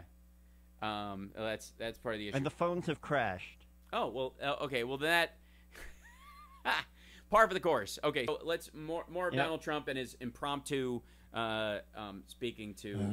Wait, can I do it? Can I? Finish with this conference. I'll be leaving for peace. And I very much look forward to it. I think it's very important for North Korea and South Korea and Japan and the world and the United States. It's a great thing, and we'll see what happens. Okay. Any questions? Yes. Yes. That was, by the way, his. Yeah. We're about to embark. That's his favorite phrase. By the way, this is and it jumps right in to his conversation. Like I think the first person he takes is a Fox News reporter. Listen to what you've ever had in your life. What's in your gut? Needles of steel nerves or butterflies? Needles of stirve. Needles of stirve or steel nerves? I think I'm straight. You have Needles of stirve, or is it like the dude totally has this written like, do you have butterflies in your stomach or is it nerves of steel? That's what he was supposed to say, and he gets Needles of stirve. Needles of stirve. Maybe that's a his Fox name. News guy. Needles of stirve from Fox News. Yeah, slowly but surely. We also discussed the issue of uncontrolled migration. Oh wait, jump back. In fact, I congratulate the. Hold on. We're about to here it is. embark on what may be the most important meeting you've ever had in your life. What's in your gut? Wow. Needles of steel nerves or butterflies? Can you describe how you Well, feel? it's always everything. It's really, this is probably rarely been done. Needles of It's stirve. unknown territory in the truest sense. Totally. But I really feel confident. I feel that Kim Jong-un wants to do something great can you for pause it? his people. Yeah. Did you hear Kellyanne Conway earlier this week refer to Trump as the commander of cheese? Yes, the commander of cheese has nerves of has Needles of stirve. Needles of stir, the commander of cheese. Is everybody in this administration drunk? Is that what it is? I think you were right about President Foster Grant. Steals of nerve. Brooks, nerves Foster of Grant stirve. is the eyeglasses. Steals of nerve. I'm the president. I'm the commander in cheese. And the commander. And it's basically, I can't stop thinking about poutine. I have Needles of stir. We as a nation over the years, but the latest numbers. I don't blame the hearts of. Embark on what may be the most important meeting you've ever had in your life. What's in your gut? Needles of steel nerves. I love that. Butterflies? Can you describe how you Well, it's always everything. It's really, this is probably rarely been done. It's unknown territory in the truest sense. But I really feel confident. I feel that Kim Jong-un wants to do something great for his people, and he has that opportunity. and he won't have that opportunity again. It's never going to be there again. So I really believe that he's going to do something very positive for his people, for himself, his family. I don't doubt that either. An opportunity the likes of which I think almost, if you look into history, very few people have ever had. He can take that nation with those great people and truly make it great. So it's a one-time... Not since the Mongolians negotiated getting over the Great Wall. Work out very well. And that's why I feel positive, because it makes so much sense. And we will watch over, we'll protect, and we'll do a lot of things. I can say that South Korea, Japan, China, many countries want to see it happen, and they'll help. They'll all help. So there's this is a great time. This is a great time. This has not happened in all of the years that they've been separated by a very artificial boundary. This is a great opportunity. It's not an artificial boundary. It's a communist country ruled by a dictator, separated from one of the most successful democracies in Southeast Asia. Made that up. Yeah. What do you? He means the 49th parallel. It's like he means the reason he thinks it's an imaginary barrier is because there's no wall, essentially. He's like, look, they just don't cross it. How is that impossible? There's no one crossing. We got to take a break. We'll come back. It's the Hal Sparks radio program, Mega Worldwide. Now with 4 thumbs up from Camden. He gave us I'm going to go mash my hands on the board. I'm just going to start hitting. It can't get any worse. What can I do? You're all right. Because you can't go to break because she's out of the room? She's out of the room. Oh, she's fixing it. She's trying to reboot the phones. That's okay. We don't have to take a break. I'm all good. I was trying to do it timely. I'm just going to turn the lights on and off. Let's listen to our drunkle. Let's listen to our drunkle Trump. Our drunkle. And prosperity. Yes, ma'am. Russia back into the G7 during your meetings. And when have you last spoken to Vladimir Putin? Do you expect to meet him in Vienna this summer? Yeah, I have not spoken to Vladimir Putin quite a while. It has been discussed. We didn't do votes or anything, but it has been discussed. Some people like the idea of bringing Russia back in. This used to be the G8, not the G7. And something happened a while ago where Russia is no longer in. I think it would be an asset to have Russia back in. Why? I think it would be good for the world. I think it would be good for Russia. I think it would be good for the United States. I think it would be good for all of the countries of the current G7. Why? I think the G8 Lady B is back. Would be better. I think having Russia back in would be a positive Why? thing. We're looking for peace in the world. We're not looking to play games. Okay, question? Play games. They invaded it. They invaded Crimea. They were kicked out because it was their third invasion. They were using proxy mercenaries to undermine the government of another country. They were trying to seize back territory they lost. What do you mean? Peace. They're engaged in actively undermining democracies in the world and physically undermining the other countries on their borders. How is it better? How is it better that the G7 become the G8? What value? Explain yourself. Oh, my God. We'll be back. It's the Hal Sparks radio program, Mega Worldwide. Now with 100% more Lady B. We'll be back. It's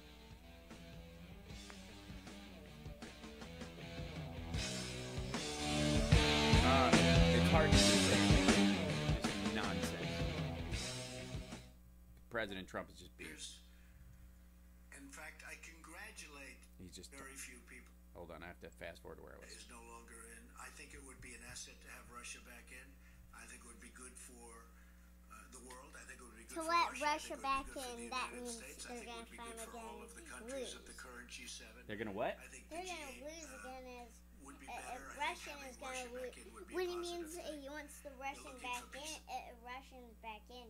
He means he wants to fight them again, which they're gonna lose and he's gonna win. Is that what he thinks? Yeah. I don't buy it. I don't think so. I think it's the other way around. I think he wants them back in so they can win and he can lose. So he doesn't lose. He's protecting himself. That's what I think. That's what I think. But don't worry about it. Hey, give me a kiss. Hold on. I still have more show to do.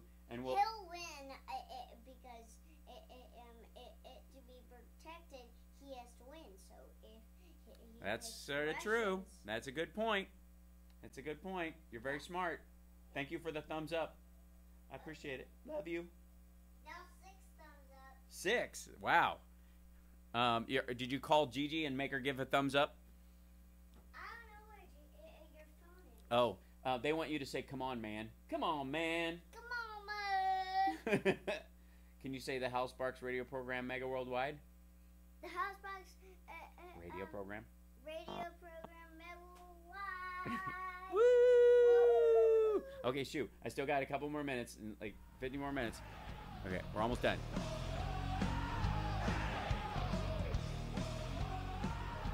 Welcome back to the Hal Sparks radio program, Mega Worldwide. It's now time for the happy ending. Welcome back.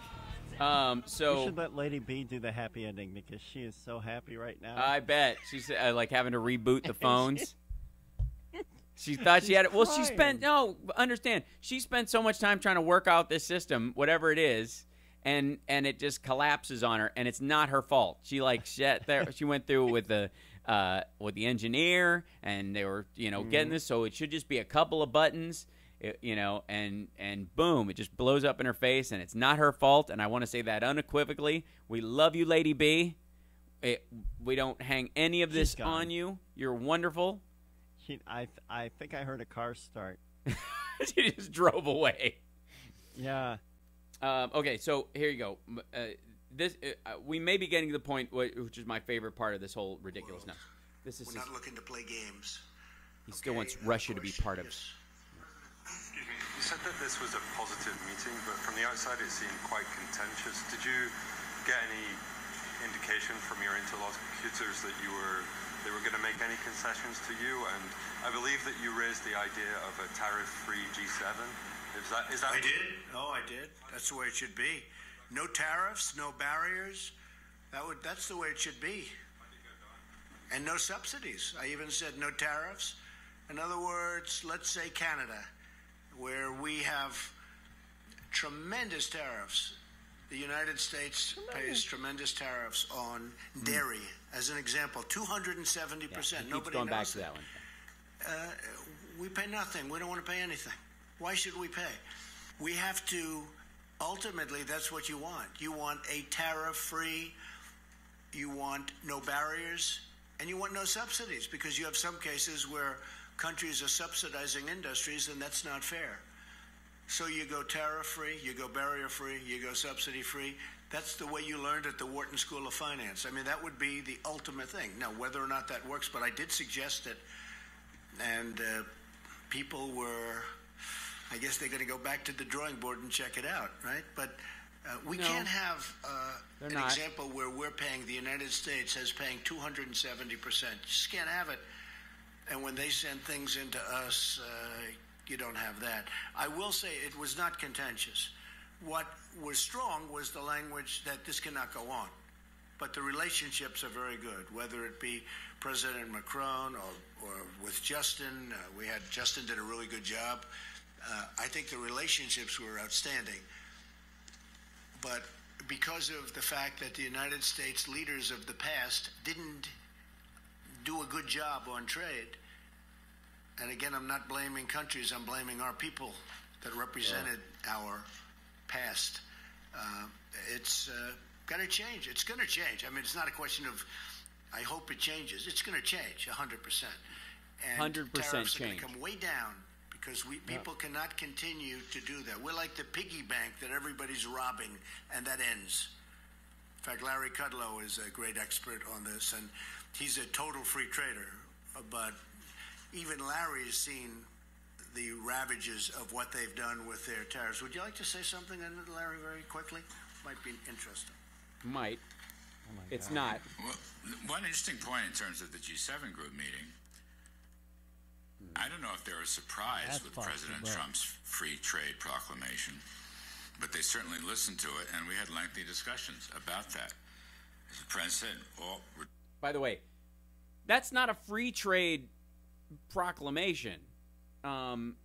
It is a blanket open market. I mean, we're talking about Trump doing with economies, with the economies of these countries, what they accused Hillary of saying with no borders, as far as when she was saying open borders insofar as trade, meaning that if you bring stuff across, stuff's languishing food-wise and whatnot, having to be frozen at length when it's brought in from other countries and slowing that down, that there should be some level of open borders with that. And her phrase "open borders" in regard to, especially when it comes to refugees coming in or something like that, was misconstrued.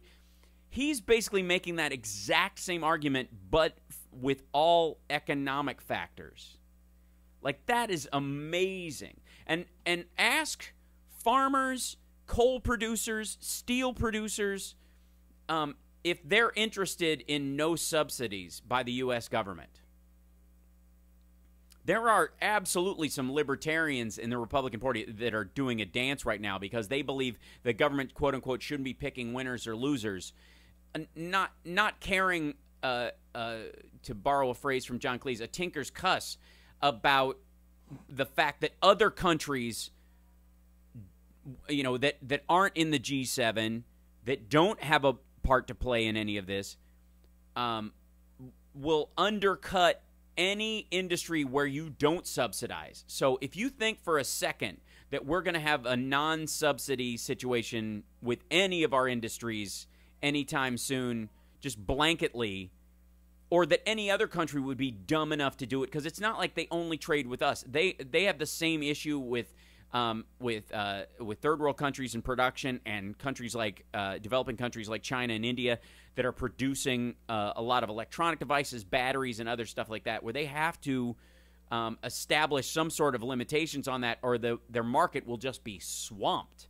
And the idea that somehow Trump is all of a sudden going to drop the steel tariffs from China when their production levels are so much higher, the United States couldn't even produce the volume unless we were willing, like Russia, to just ravage our country, which, by the way, there is an appetite for doing within the Republican Party. There is certainly Trump with his wanting to drill in Anwar, wanting to drill off the coasts of all the eastern, the Atlantic beaches, essentially, in every Gulf, on every, off the coast of Los Angeles, San Diego, San Francisco, nonstop oil drilling in the ocean.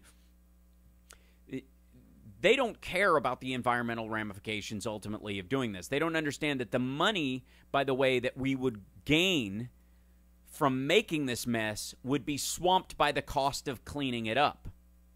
That's one of the biggest subsidies we have with our companies in this country, is the fact that as citizens we are responsible on a taxpayer level for cleaning up our water and our air through regulation and through filtration systems. Water filtration systems and stuff are constantly having to be updated to make up for all the extra gunk that shows up in our aquifers, while the corporations, what they pay for dumping stuff in our water does not change. And so it is effectively more economically feasible to just dump stuff in the ocean or in the rivers and pay the fine than not, because it's not going to shut your country down or your company down. It's not going to slow your production or whatever, and it ends up being something you just factor into the cost of doing business. That if, getting rid of lead and mercury and toxic waste from coal mines and whatnot, if moving it safely by housing it in drums that won't decay, moving it to a site that's been prepped properly, that will maintain for a century until we find another way of getting rid of this stuff, all those elements, it's just way cheaper to just dump it downstream and pay the fine. And if you lose an executive every so often, and you can replace that executive with somebody who will basically wait a couple of years and then do the exact same thing, you can factor those costs out over 2 decades. And if your only interest is in selling to foreign nationals, and your president is comfortable with money laundering and the environmental damage, what impetus do you have to protect yourself? And so subsidies for certain groups, especially the one they hate the most, which is renewables. By the way, the first subsidy-free profitable wind farm was just opened. I want to say in Scotland. I may have, I'll have to look it up. But it needed none to get off the ground. But that only exists because of those initial subsidies in the first place. People go, oh, it's subsidy-free, and that's how it should be done. Well, it's only gotten to that point because of the initial subsidies. And by the way, oil and gas did that too. Thank you guys so much for listening. Love you guys. Thank you, Lady B, for all the hard work that you do. We adore you. Johnny, it is always awesome to both hear your voice on the show and also to have you present when we do an event like we did. And that was so much fun. We are definitely going to do it again. Looks like September will probably be the next one, I'm guessing. Got it. I think that will time out. So we'll let you know the actual location. We're going to need a bigger location for the next one because it was so good. We literally almost outgrew it with just that barely little, mention of it. Anyways, we got to go. Thank you so much. We'll see you guys next time. Cheers, everybody. Take care. If you like what you hear, go tell somebody. Like and subscribe. We'll see you next time.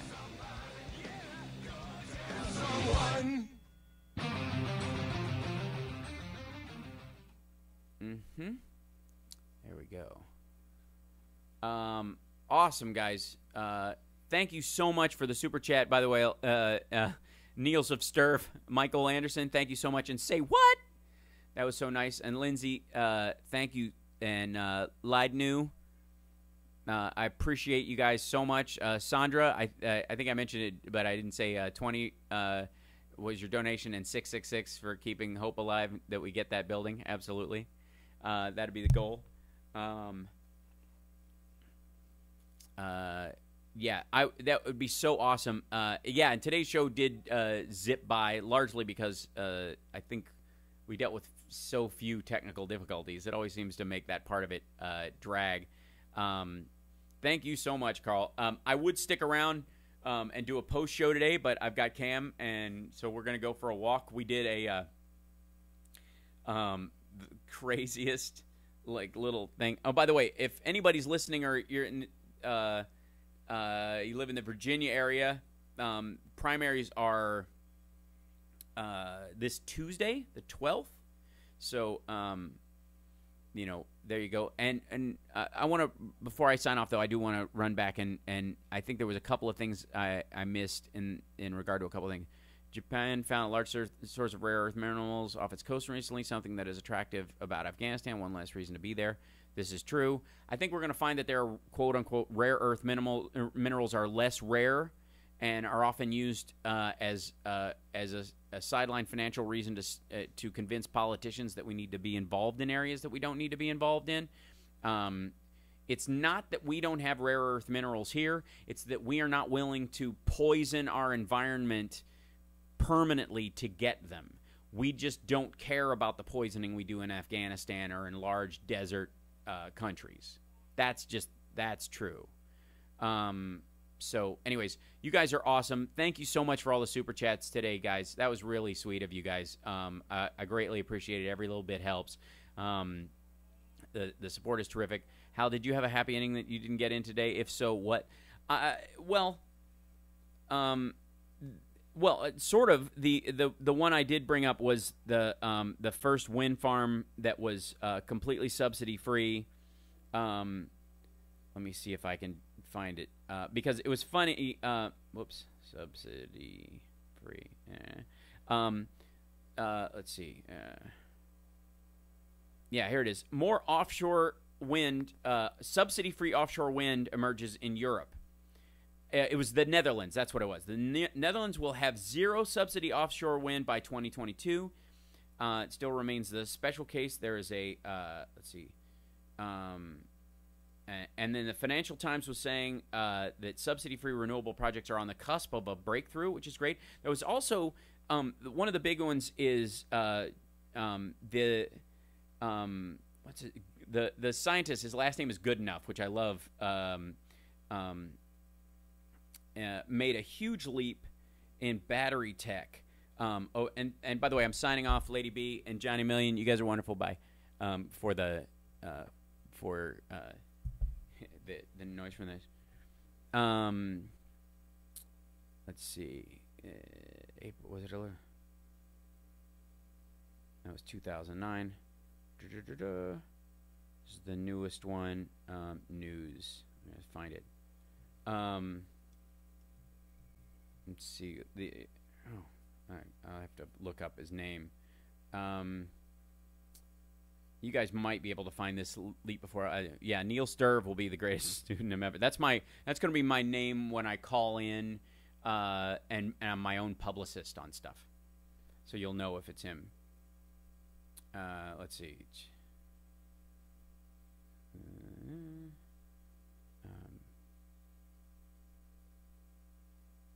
This is wrong. Here, I'll find it. Anyways, he made a huge leap in solid state battery stuff. Let's see.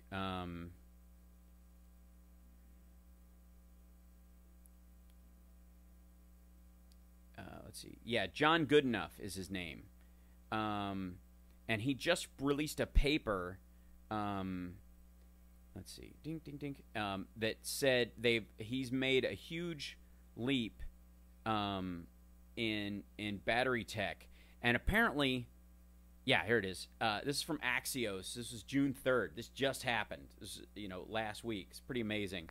By the way, I think you want to say he's 95. Yeah, John Goodenough is 95 years old. Okay. The world, and this is the story from Axios. The world's most accomplished battery inventor says he has a new cell aimed at electric cars that delivers double the energy density of existing lithium-ion, and in a first, actually achieves an increase in capacity when it's charged and discharged, which is a first. Usually batteries, the more you use them, the less energy they can store. Eventually, they become practically useless.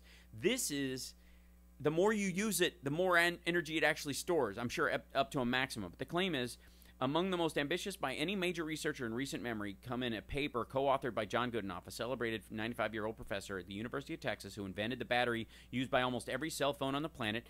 It was published in the prestigious Journal of the American Chemical Society with co-authors Maria Helena Braga and 2 other researchers.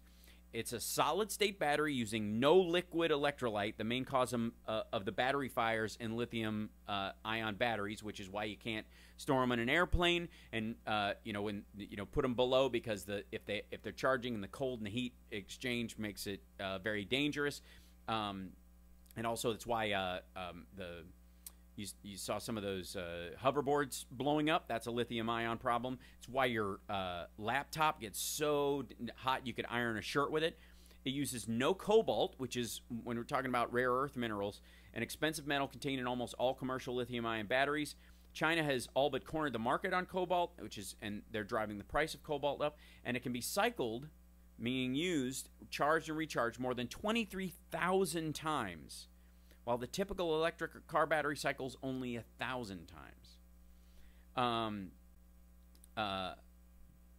Let's see. Let's see. So, and one of the things about it, though, is that a lot of the scientists that are looking into it, and by the way, he's not the only one working on it. The Panasonic is apparently working on cobalt-free batteries as well. Like, because of the rise in cobalt pricing that China is doing, a lot of companies are actually trying to develop a cobalt-free system for creating lithium-ion style batteries. Making one solid state that doesn't use cobalt, that uses more conventionally available or manufacturable elements, is a huge step. So, anyways, you guys are awesome. Just want to do that. I think that's a definite plus on that front. Thank you guys for listening. Thank you guys for showing up every week. I like, literally, it means so much to see you guys in here. Thank you so much for Carl and everybody for policing, and Julie for being our moderators, but also policing our trolls and the like. Again, I don't mind us having crisscross conversations, and you guys know me. I can converse with anybody as long as it's a material conversation. If it devolves into just the role of like insulting or being mean or leveraging cruelty under the guise of an argument politically, I don't buy it and I don't stand for it. That being said, I will debate on material points anybody on any of this stuff. So that's a standing offer to libertarians, atheists, the people who consider themselves Bernie bros, the fringe left who thinks that that somehow I'm a corporate shill or something. I'll stand up to you guys and have that conversation any day of the week. But if you come in here and start denigrating human beings and get away, flat earthers, I'll do a straight up flat earth debate. That's a lot of fun. Although it's kind of died out because it ate crap. And by the way, the flat earthers were propped up by Russian troll groups trying to drive it up and get it more views within messing with the algorithm inside YouTube, so it got pushed to the top of the line, so you felt like you had to argue it. So there you go. Yeah, Susan Sarandon, we're talking to you. I'll debate your point, because I don't believe that all these people who are being separated from their families because Trump willy-nilly decided to take a knife to DACA are a price worth paying for this illusion of speedier change. I don't buy it. I'm better with a steady pace of genuine growth as opposed to this yo-yoing, speed to wake up, Ambien to slow down approach, this revolution as the 6-minute abs of American democracy. There you go. Can you tweet the link to the batteries? I will, Julie. Absolutely. So anyways, you guys are awesome. I'm going to sign off, go have some fun with my kid. We're going to go take a walk. We're going to go down to Chinatown today and get some odd foods. Cam has decided that he likes noodles from this Chinese place for the first time, which anytime your kid discovers a new food, it's such a wonderful thing. You're like, oh my God, his taste buds are growing up. This will be so helpful. Anyways, you guys are wonderful. Thanks again. We'll see you next time. Bye-bye.